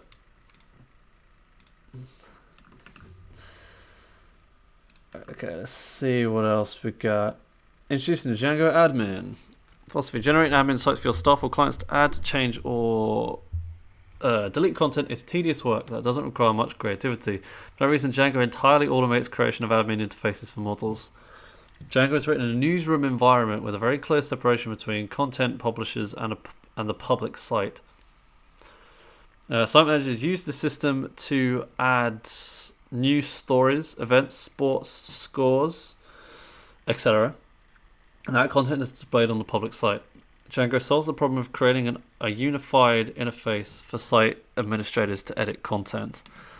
The admin isn't intended. Oh, Smarties Buttons and Brioche both took it. Ooh. It's basically what there's things that exist. There's magic stars. Okay, so you tip brioche in its favour then. Magic stars is literally like chocolate stars. They're pretty cool, right? Let me get the my snack.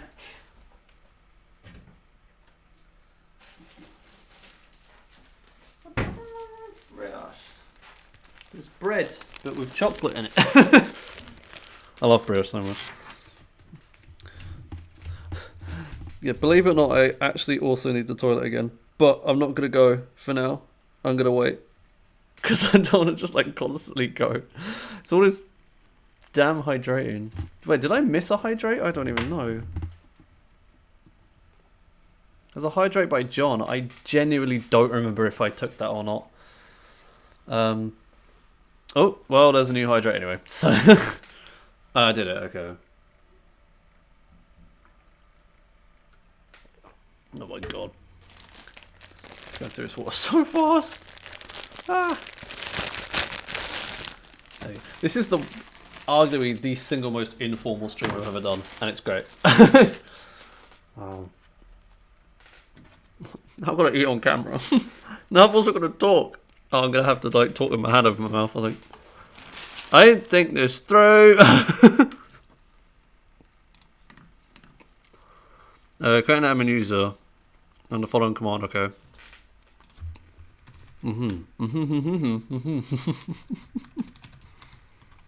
I really didn't think this through at all.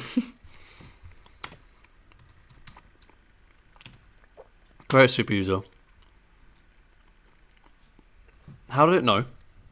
Oh, it's probably taken my... I wonder if it's taking the name of my computer's account. I'm going to set it as admin though. I'm just going to have to... I'm going to do adminexample.com for now. The password.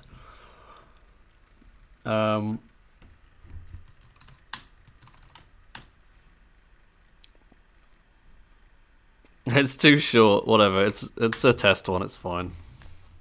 Just made it admin. ASMR, oh god, do you want an eating this? God's sake. Hang on.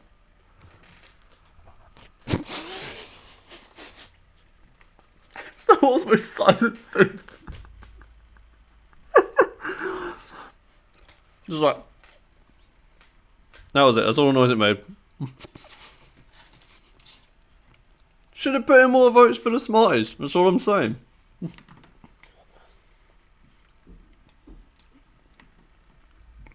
This is heavily undignified.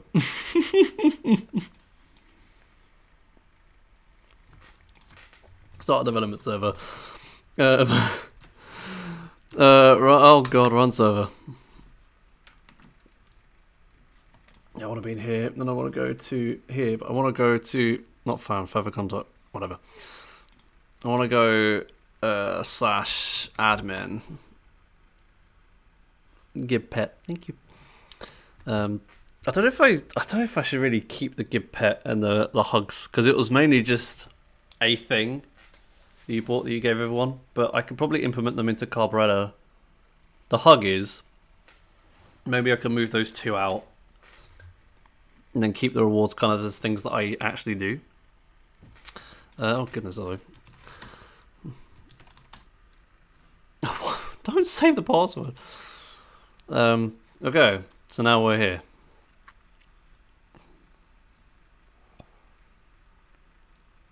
Do a proper eating ASMR. Oh, God. Maybe at some point. What did I say? I've now got a bump on my tongue. I'm pretty sure that wasn't there like 5 seconds ago. So thanks everyone. Since translation is turned on by default, if you set a language code login screen, it will be displayed in the given language if Django has appropriate translations. Okay, in the previous step, you should see the Django admin index page. You should see a few types of editable content groups and users. They are provided by the authentication framework shipped by Django. Make the poll app modifiable in the admin. Where's our poll app? It's not displayed in the admin index page. Only one more thing to do. We need to tell the admin that question objects have an admin interface. To do this, open the Pulse admin apply and edit it look like this. From .models import question and then admin.site .register question. At the end of the stream. So I don't really have anything that I could do it with, even if I wanted to. Now that we've registered question, Django knows that it should be displayed on the admin index page. Turn the light down, it's blinding me again. Okay, so if we run it again, there you go. Click questions. Click questions. I've read that completely wrong. Then you need to change lists page for questions. This page displays all the questions in the database and lets you choose which ones to change. There's what's up created earlier. No, it's not. It's Jack's the cute. Click the what's up question to edit it.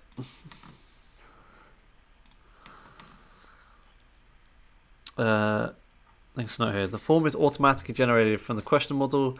And different model field types correspond to the appropriate HTML input widget. Each type of field knows how to display itself in the Django admin. Each datetime field gets 3 JavaScript shortcuts. Dates get a today shortcut and the calendar pop-up. Times get a now shortcut and a convenient pop-up that lists commonly entered times. The bottom part of the page gives you a couple of options. Save and continue editing. Oh, it returns to the change list page. So save and add another. And delete. If the value of date published doesn't match the time when you created the question in tutorial 1, it probably means you forgot to set the correct value of the time zone setting. Change it and reload the page and check. I just left it at UTC, even though I'm BSD currently. The page and check correct value appears. Check. Oh, so you can just like, oh wow, that's actually kind of cool. So is it currently? Is it actually? Yeah, it's fun. Yeah, you're 1 hour ahead of the server time.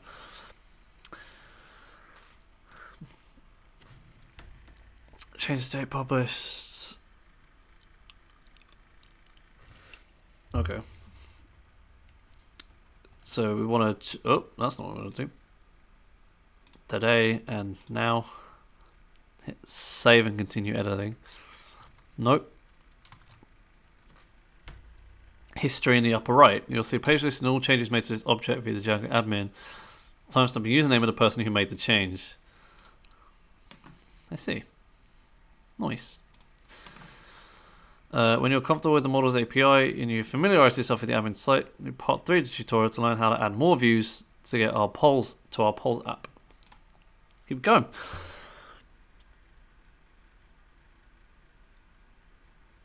Yeah, it just kind of gives everyone a nice little pet. It's kind of an implied thing. It's not really anything I do myself. Okay. Oh, there's a lot of reading. Hang on. Don't want to read all that with this in my mouth.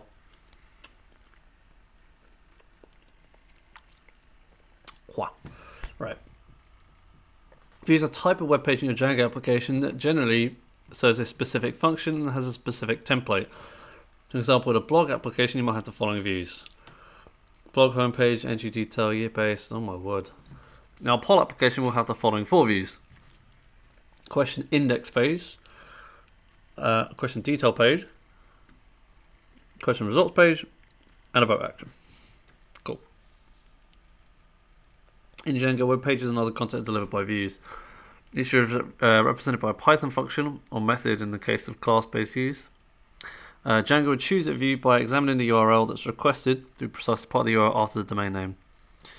Now, in your time on the web, you may have come across such beauties as, oh my word, that Django allows us much more elegant URL patterns than that. The URL pattern is in the general form of a URL, so news, archive, year, month. To get from a URL to a view, Django uses what is known as URL confs. The URL conf maps URL patterns to views. The tutorial provides basic instruction in the use of URL confs, and you could defer URL dispatcher for more information. Okay. Writing more views. Now let's add a few more views to poll views. These views are slightly different because they take an argument. Ooh, very, very interesting. Okay, let me just get... That's not what I want to do at all. There you go. I wanted to close all these. I ended up closing the bloody tabs I was using. That won't go. So polls and then views. So we have our index. We have a def detail, requests, then question ID, return HTTP response.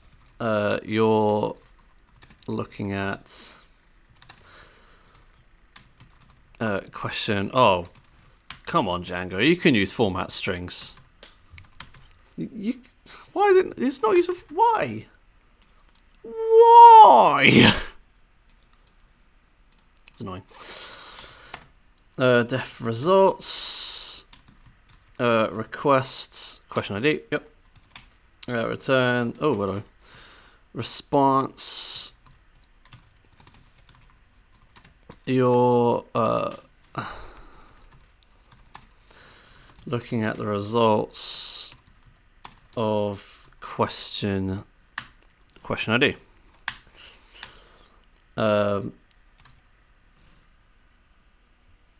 Why is it done that I don't understand why it's done that separately, but I suppose we'll just work with it. TTP response. It's gone weird on me. Oh, this actually needs to be double spaced, doesn't it? Def vote.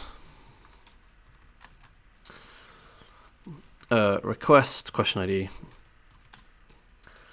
Return HTTP response. You're voting on question ID. I'm gonna unify this a little bit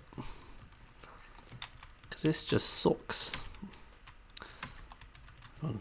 Yeah, now that I have a control key back, a left control key back, it's a lot quicker to do anything. With these new, why these new views into polls URLs by adding the following path calls.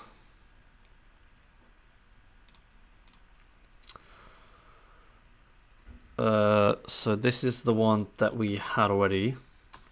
Okay. Path. Oh goodness.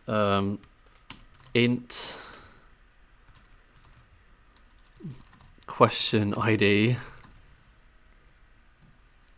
slash views. Oh, that's actually kind of cool. Name equals detail. I like that.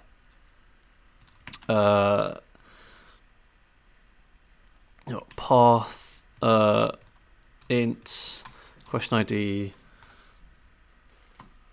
slash results slash views dot results name equals results. Why is this one complaining? Oh, because there's a comma there, not a full stop, or a dot as it would be called. Path and then you have int question ID. Oops, this is int question ID slash vote slash views dot votes name equals votes. God, tab 9 is good. I do like tab 9. Like, it's not like constantly harassing me to install premium anymore. Maybe they got a load of complaints from people because it was really annoying.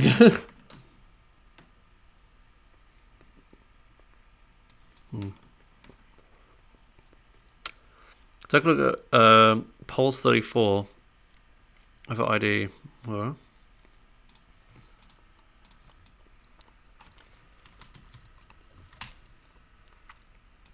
It doesn't work. Why doesn't it not work? This was supposed to have like this crazy one. Guess we just have like one. Oh, the server's not running. That would probably help. Run server, there we go. Oh, hello.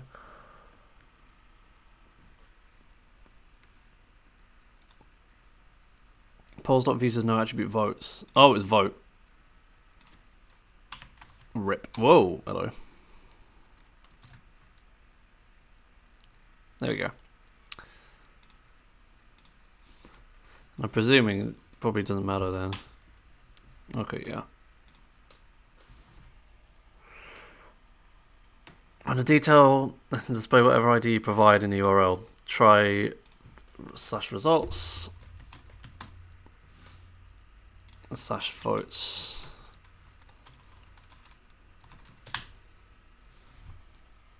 Interesting. Oh, it's actually vote, not votes. Whoa, hello. That was not what I wanted to do at all.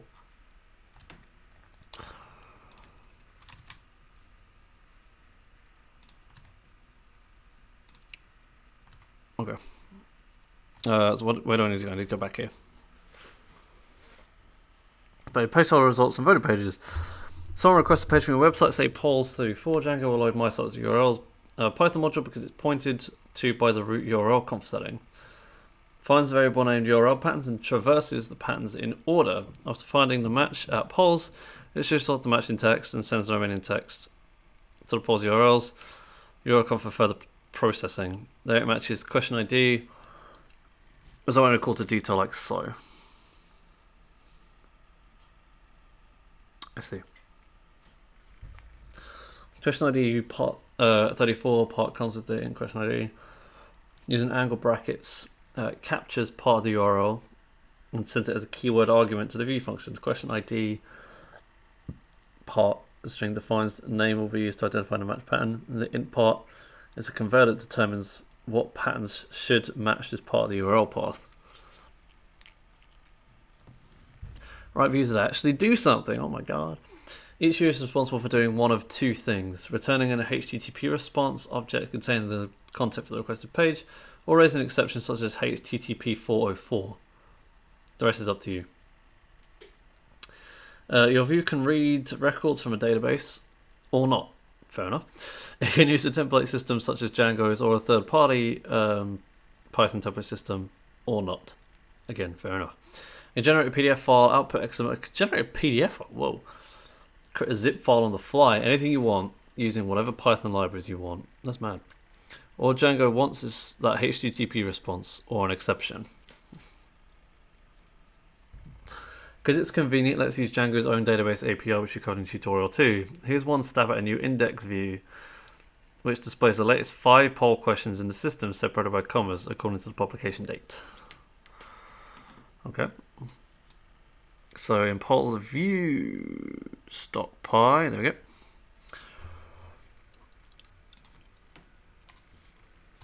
Latest question list equals question dot objects there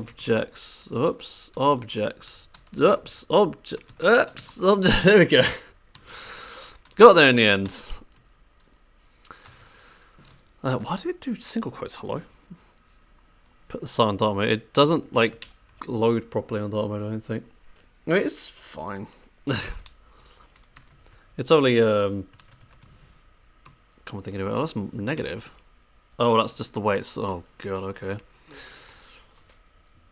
5. I mean, to be fair, I put it in light mode because of the bibbidi bap. What's it called? The landing page. That's the one. We can probably change it back. To be fair, from models import question, but I'll change it back in a bit. Oh no. Let's quit the server.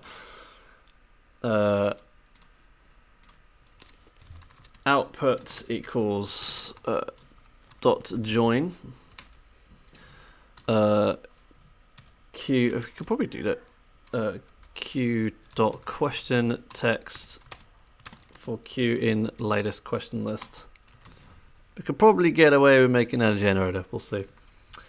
And then return HTTP response to the output.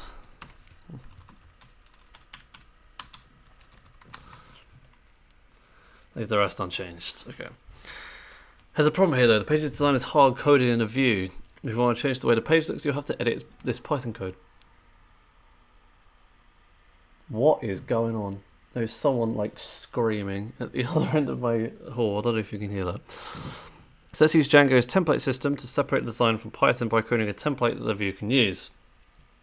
First, create a directory called templates in your polls directory. Django will look for templates in there. Templates. That was a file. We want a folder. Templates. Your project's templates setting describes how Django will load and render templates. Default settings file configures a Django templates backend whose appdeals option is set to true. By convention, Django templates looks for a template subdirectory in each of the installed apps. Within the templates directory, you have just create another directory called polls. And within that, create a file called index.html. In other words, your polls, templates, polls. Okay, that just seems kind of weird. This is the bit I remember. And it's kind of a bit strange.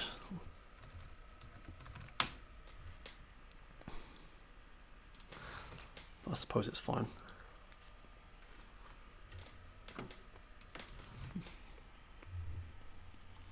This is how the app directory's template loader works. Go. Okay. Oh, I suppose. But the following code in that template. Oh god. We're using Ginger. Variables. If latest question list. UL. Oh, it automatically generated the closing tag. That's kind of cool.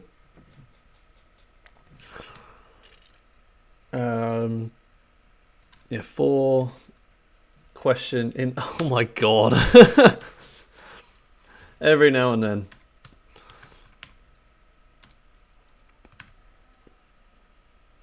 Oh my word. Oh, hello, that's not what I do. There we go. A href equals. Oh no. Oh dear. Slash polls. Slash. Question.id. Slash and then end that. And then put the tag there.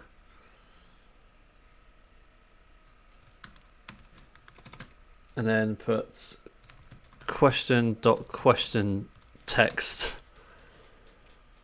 There. Okay.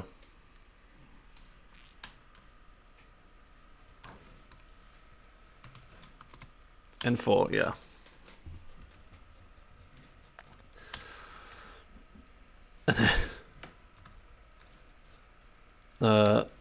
Else. Oh, that's not what I wanted to do. Do a P tag. No polls are available. Okay. Now you can do the end if. Alright, so.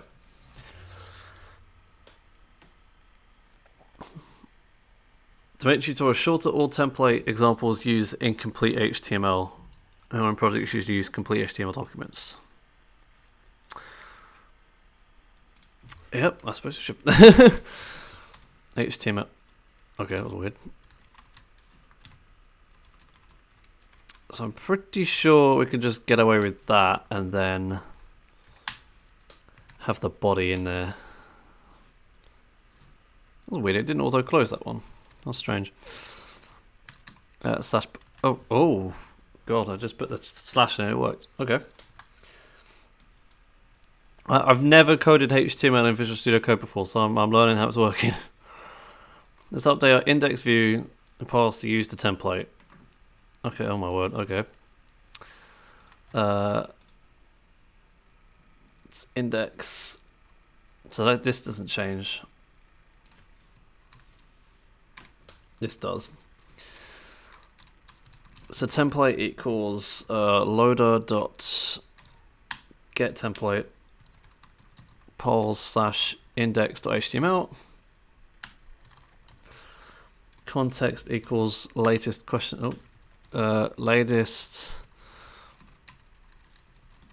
question list. This question list. If you type exclamation mark and hit tab, it will autofill a whole HTML template. Like, really? Oh wow, this is new. Holy that's nuts. Oh that's amazing. That's genuinely incredible. Hang on, let's get rid of this and just throw that in there. Oh my God.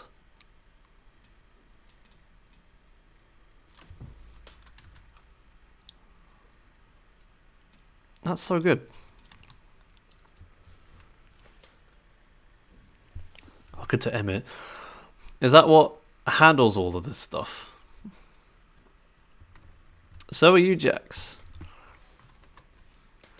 I genuinely had like this just amazement. Does that work with any? I suppose it potentially wouldn't, but I kind of want to see if that works on like anything else. No, it doesn't work on Python. It might work on other things, but HTML just is a special case. That's cool. Oh wow, that's kind of neat. Let me have a look at that. Emit. Oh wow, there's a lot of stuff down the side.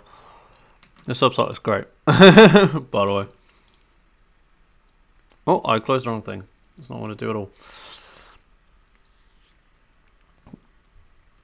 VS Code ships with it. That's kind of cool. Watch demo on the page for a quick example. Yeah, I'll have that tab open. I can actually probably watch demo now. Type CSS like a preview. Oh, is it gonna like? Oh no, yeah, watch demo. Oh yeah.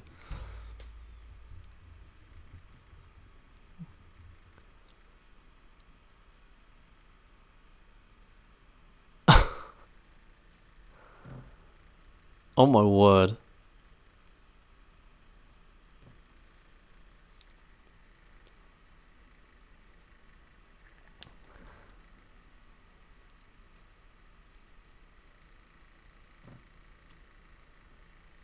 So I'm just in awe. Important parts with a certain X. Oh wow.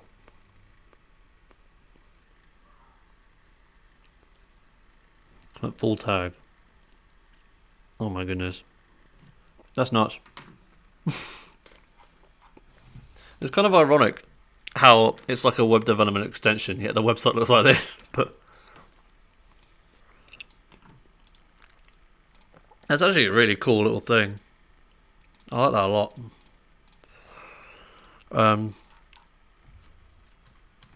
That's nice. That's nice indeed.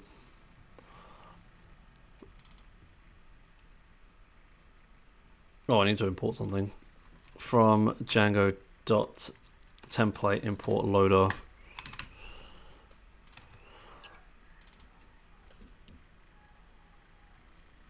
And template.render context request.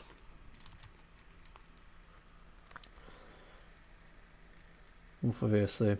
Oh, interesting. That's kind of crazy. We'll probably look into that a little more later. What time is it? 57. We've got maybe half an hour or so. Maybe a little longer than that. I kind of want to leave it not in the middle of something, but 6:45 is kind of the limit, so I might end it a little earlier than that, but we'll see. This code loads the template called polls index.html and passes it a context. The context is a directory and mapping the template variable names to Python objects. Load the page by pointing your browser at polls. You should see a bullet pointed list containing. Oh, okay.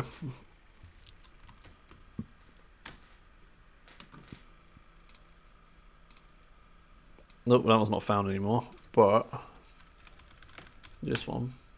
Oh my word. Is text cute? You're looking at question 1. That's crazy. I don't know what I'm saying. Websites have been around for a long time and are a lot more complicated than that. But when it's you doing it, I don't know. It changes things. A shortcut render. It's a very common idiom to load a template, fill a context, and return HTTP. Django provides a shortcut. It's the full index view rewritten. Oh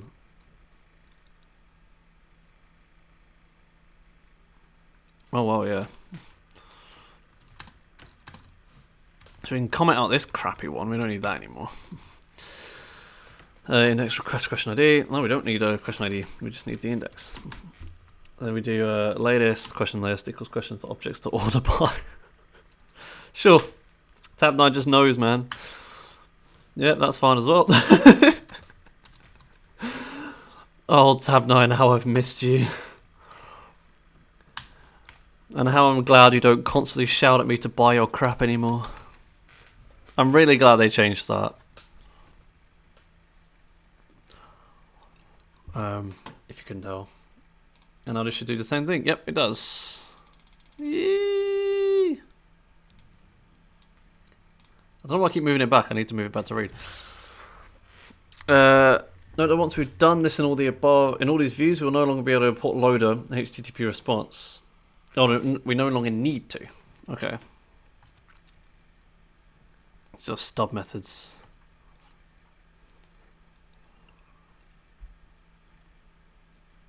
I see. I don't need this crap anymore. Also note, the new pylance thing, it can tell you if it's not accessed. So you can get rid of it. That's a nice little new thing they added. You know what? Actually, that might have been in pylance for some time, but you know, VS Code didn't have it by default. Render function takes the request object as its first argument, a template name as its second argument, and a directory as its optional third. It returns a HTTP response object that are given. Yeah, okay. Directory as its optional third. Oh, dictionary. I can't read. That's fine. Raising a 404 error. Now let's tackle the question detail below. The question detail below. I read that wrong. The page displays question text for a given poll. Here's the view. I see. Right. Detail, get out of here. We don't need you anymore. We need a new one. We need a new, better one. I feel like I'm going insane. Try. Question equals question dot objects dot get pk equals question ID. Next set question does not exist. Raise HTTP 404. Okay. 404. Can I not raise a 418? I want to raise a 418. HTTP 404.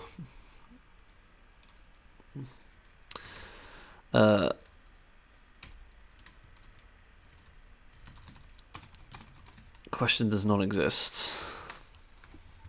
Oops, question does not exist.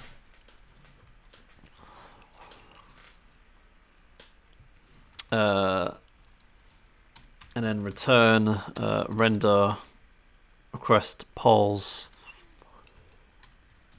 dot detail dot html, and then question equals question. Nope, that's the other way around.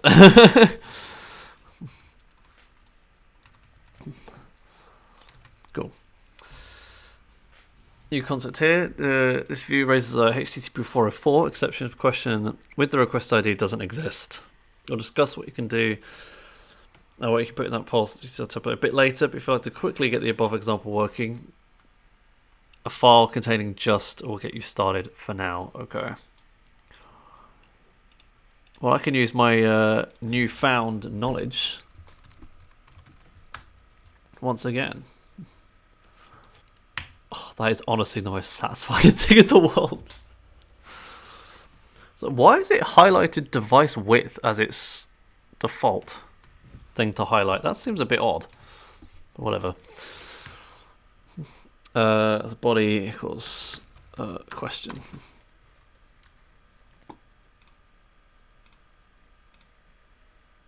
There we go.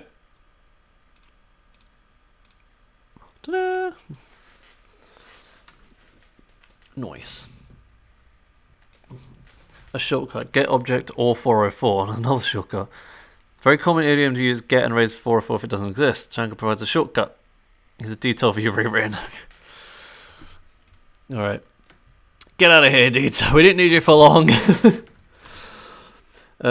Detail, request, question, ID. Tab 9 is kind of falling apart a little bit here. Question equals gets objects. I love it just knows auto import. Really? Oh my god. That wasn't there. I didn't put that there.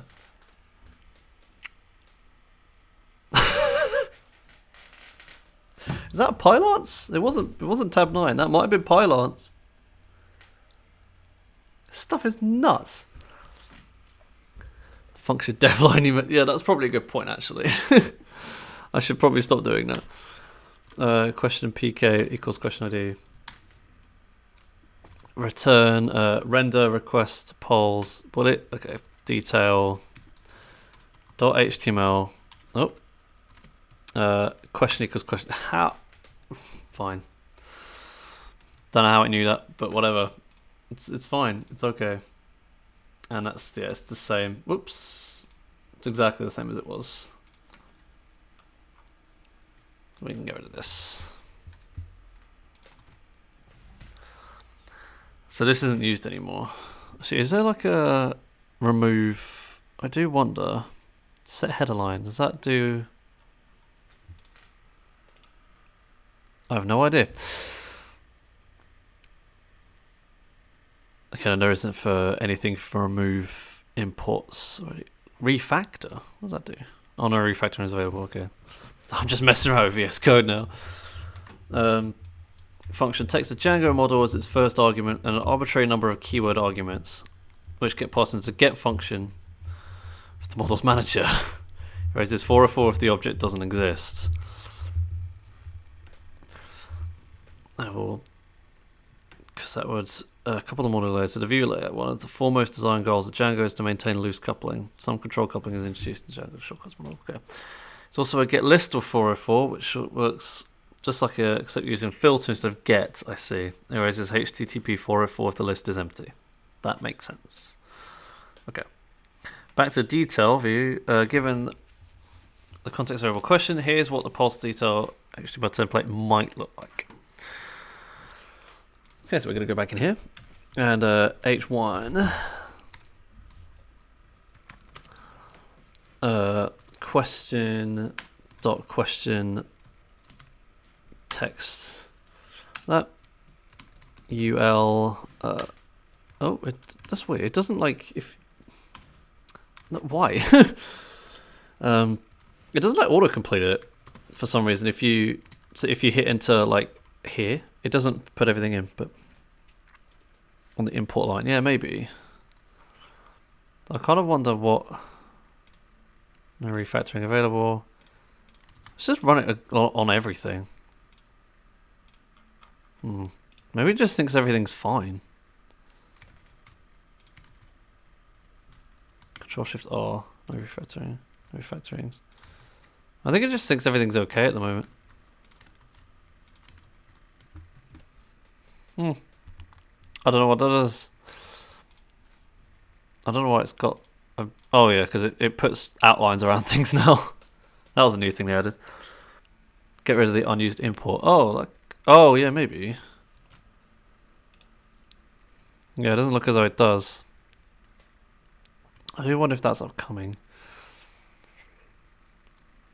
I don't know, maybe there's a shortcut for that already. Oops, that's the wrong one. That's the hell? Wait, Control Shift dot. What was that doing? Oh, that brings up Control Shift. What the heck? Control Shift.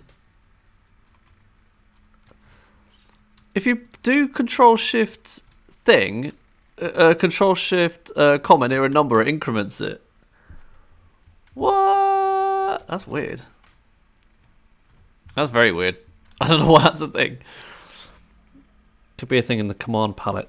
Yeah, that's what. Oh, maybe. Okay, now Control Shift just isn't working at all. Remove. It doesn't look as though it's. That's it. And that's all. That's all the things there are. Yeah, it doesn't look as though it's a thing. Might be. I don't know. I'll have a look for it later, I think. That's kind of an interesting one. Maybe the refactor's like a PEP 8 thing. I don't know.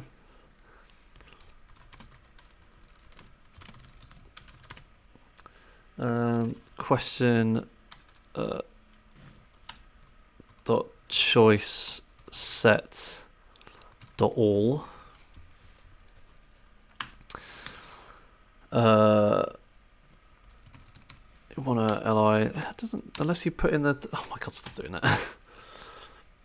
I think it actually put in the correct thing though, which is kind of a bit scary.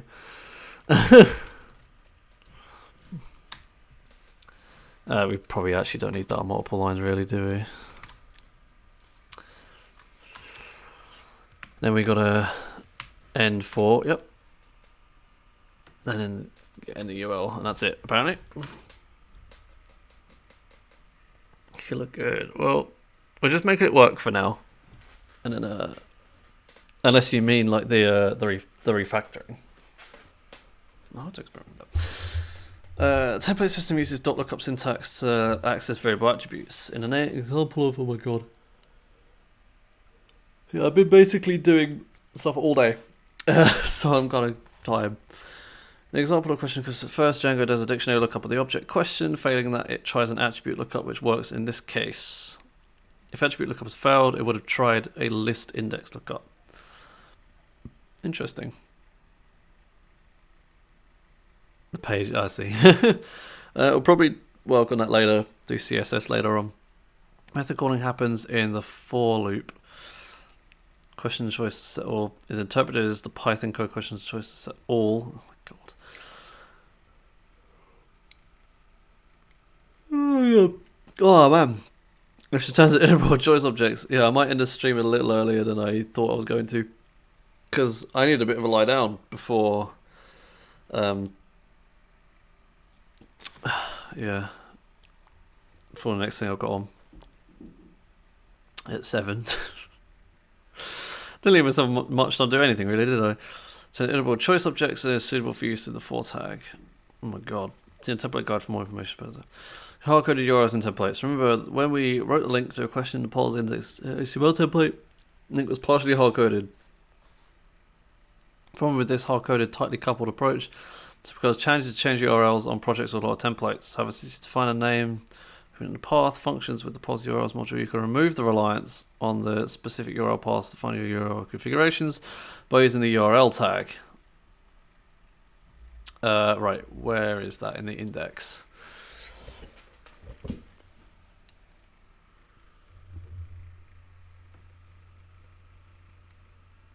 So instead of this, it'll be whoops, URL detail question.id, and then that goes in a string. Oh, go away. Oh, and this needs to be singles. Whoops, it is. Okay. And then everything else looks to be the same. Whoa, hello. I got bits. Thank you for the bits. This is Ram. Thank you for the 50. Do appreciate it. This way, I don't know why it's given like 2 alerts every single time anyone does anything, but whatever, it's better than nothing. So that's fine. Anyway, so it's by looking at the URL definition that's specified in the polls URLs module. You can see exactly where the URL name and detail is defined below. Okay, so that's what we've got already.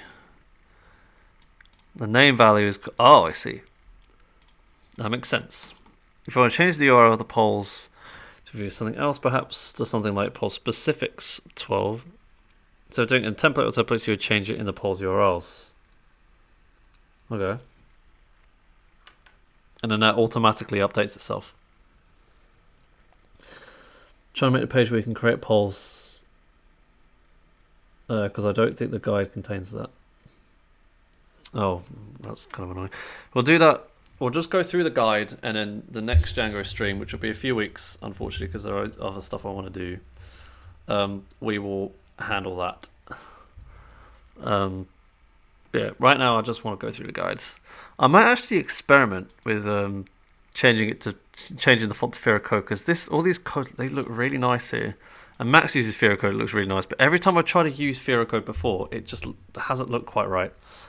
Maybe we should try it now. So Control Shift, comma, no, Control comma. There we go. Font. Oh god, where's the? There it is. So it'd be Fira Code. Has that worked? No. Gonna be one of these. Fira Code. That hasn't worked yet. Oh, what's it called? God dang it. It's here somewhere. I definitely have it. Because I downloaded it and then never actually ended up using it. Where's fonts? There it is. Do I have it? Oh no, I don't have it. Never mind. Never mind. I thought I had it. Oh god, how do we reset? Oh no. What was this before? JetBrains. Was it JetBrains Mono? It was, okay. Yeah, I'll look it up later. Maybe after we got through this page, we'll go on a hunt for Fira, because I don't think there's not much on this page left. And then right in the first Django out, we'll do that next time, I think, because I'm kind of tired, and the stream is going to be ending soon-ish, and I don't think we can get through all that in the time we have. I'll finish this at least, and then we'll go on the hunt for Fira Code, and then we'll end the stream, I think. That seems like a good end. Go ahead and okay. I don't think we did any of this. So yeah, the tutorial project has just one app, polls. In real Django projects, there might be 5, 10, 20 apps or more. How does Django differentiate the URL names between them? For example, the polls app has a detail view, and so might an app of the same project that is also a blog. I read that wrong, but whatever. How does one make it so Django knows which app to view, which app view to create a URL when using the URL template tag? Wow, I'm losing the ability to read. You know, it's just to add namespaces to your URL conf. In polls.urls.py, go ahead and add the app name. Oh, okay. App name equals polls. Whoops. Is the server still running, by the way? Yeah, I'm going to remove that. Wait, do we need to... No, we don't. Okay. Now change your poll/index.html from to that. Okay. So, polls and then detail. Okay, so that's that done. So we can now run the server. Oh, even more bits. Another 45 from This Is Ram. Thank you. Thanks for teaching me Django. Way better entertaining than elsewhere. Oh, I'm glad you liked it. I will be doing more streams on Django. It's going to be interlaced with other stuff, so it's not always going to be Django. But feel free to... I'm not sure if you followed already. I think you did. But yeah, feel free to stop by on the next Django stream or whatever stream you want to. We can maybe go through more of it. Yeah, I'm glad you enjoyed the stream.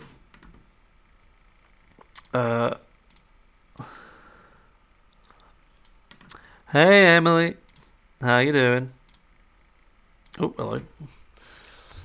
So is this the same... Yes! I actually wasn't expecting that for some reason. But is Jackson cute? Yeah, hang on. I need to zoom. Alright. Yes. Look at that. Fire. Is Jackson cute? It knows. The website knows. The website is sentient and it knows. I didn't plan to. I mean, we can, if people are fine with it. I can boot up the old Carberra gaming channel or whatever. Or maybe even just do it on this channel, I don't know. We can stream it. I presumed we won't. But we can, if we want to. So maybe ask the rest of them if they're okay with that.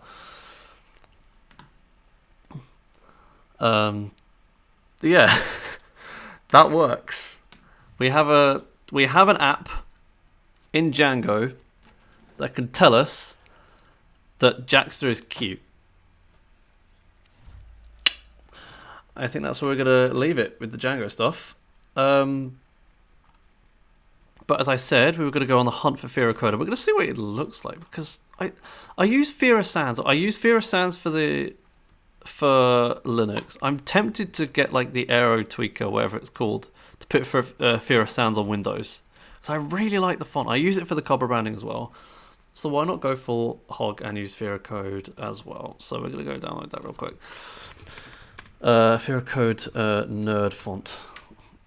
We want... We don't want the one from the GitHub. We want the one from the website. The one from the GitHub. My experience just haven't quite worked so well. Maybe I'm just being an idiot. Oh, I've got Fira Code or Fira Mono? Ah, Fira Code because it has ligatures. Save file into our downloads, sure.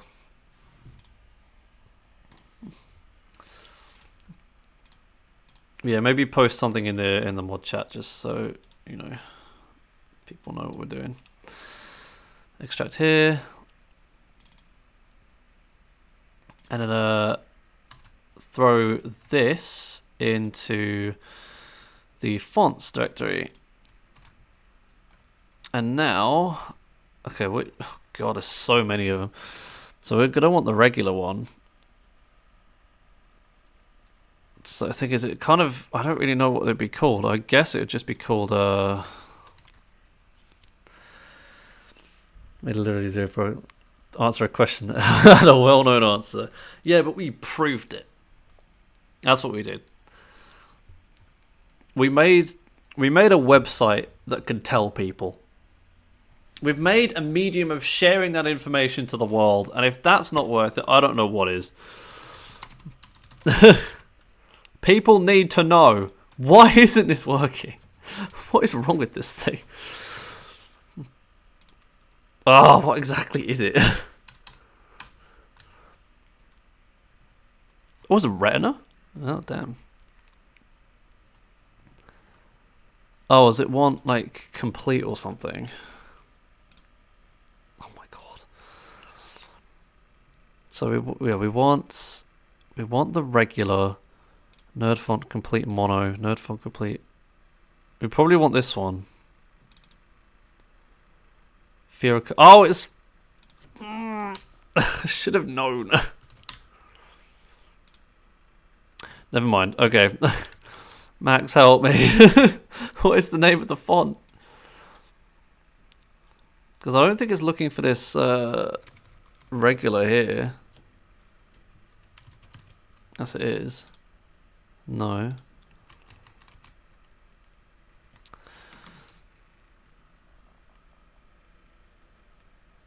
FC list. Is that in the terminal?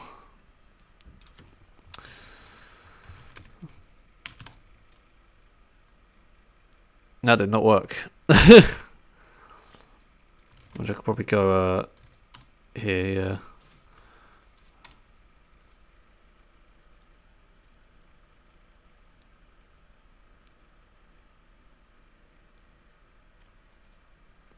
I could try writing it on a piece of paper.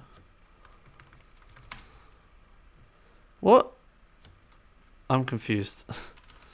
Am I supposed to be in the directory that the fonts are in? Oh, FC cache, then list again. I presume I'm supposed to be in here, maybe. No.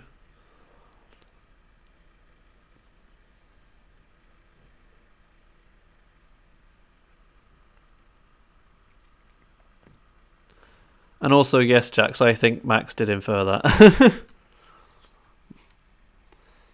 I feel like I'm being dumb in not quite knowing what's going on here.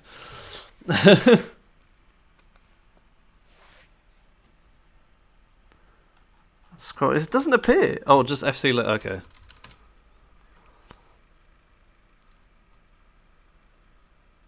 Actually, can't we do a grep Fira? There we go.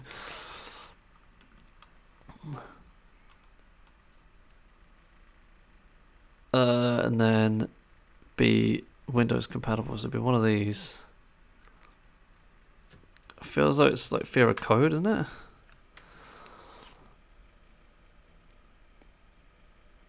Nerd font. So you'd presume it'd be Fira code NF.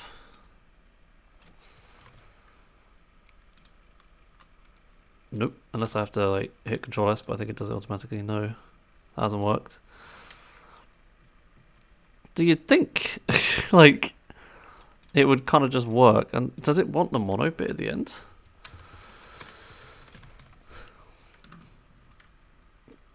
You're not dumb, Emily. Oh, maybe in quotes. Oh, okay. Went that a bit too quick there. Why? Verica. I think I tried that, but I will do that again just in case. Is it like... What is going on? Is it the case that I need to like restart VS Code or something? Okay, no. I didn't think it was, but... Oh, go away. The amount of times...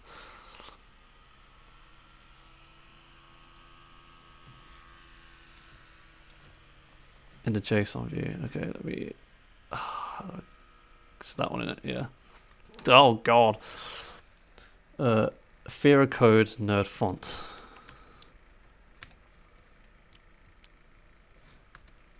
So you have this, and then space, mono space.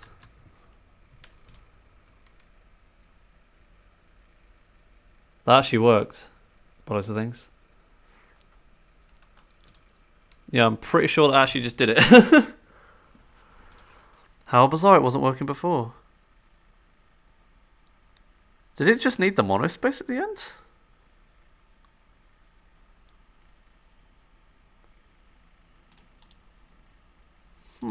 How weird. Yeah, it doesn't know. I like it in bold. Like I don't know. Obviously, I don't want everything in bold, but like I do like stuff in bold. And then I've got to do the terminals on. Yeah. We'll try using this for a bit.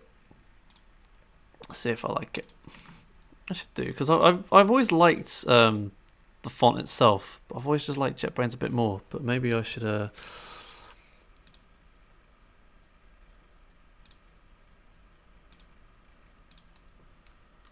Oh god, that's not gone well.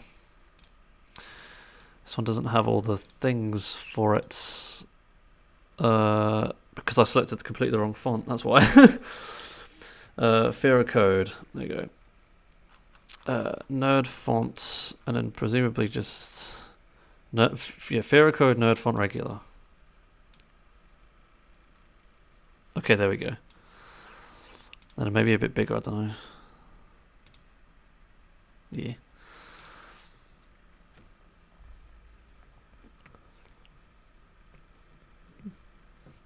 Yeah, I realised I kind of messed up. What, have I got like mono in there as well? It's just a regular one now.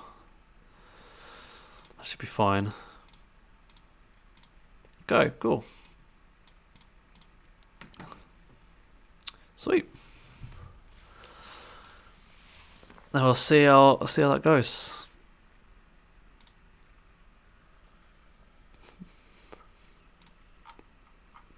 Yeah, it's just a really nice font. I mean, I like JetBrains as well. I like quite a few of them. Like, so I like Operator Mono as a font, but I don't think I could use it like day to day. I still have it installed.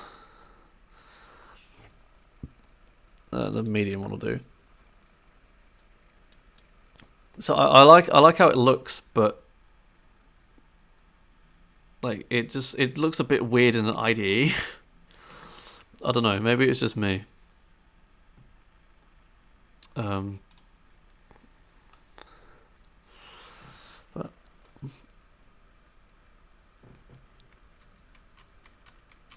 yeah, the serif art does look quite nice.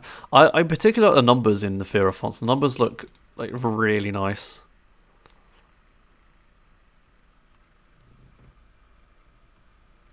The at is weird. Where's the at? I suppose we could just kind of put one in. No, the at's not. It's not too weird. What does the ampersand like? Oh, the ampersand's one of those ET ones you get. Interesting.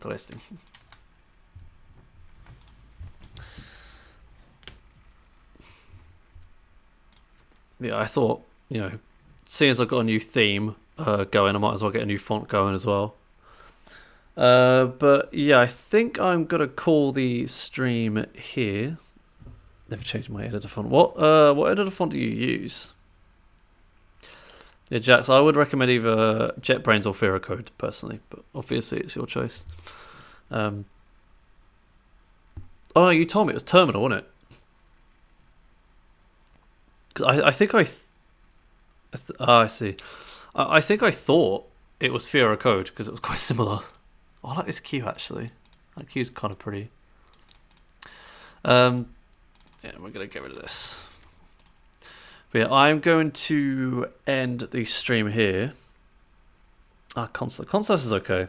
I don't like Carberra though. But yeah, thanks for everyone stopping by. There was a lot of people here, and there was a lot of cool stuff that happened. So yeah, thank you. So big question is who to raid. Yeah, I'll see you in the next one, John. You're back on your sub account. So we're gonna raid someone who do we raid today? Sky still. Oh god, there's too many of me. There is too many of me there. Do we just go raid Sky, or do we find someone else? Because no one else I know is live. Let's go in here and see who's live out of this lot.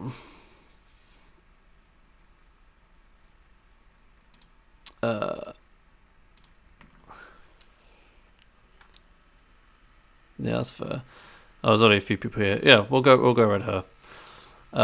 She's cool. So no, enough. I need the chat. So I'm actually gonna remember to shut the bot down this time. Look at me actually remembering things. Holy crap!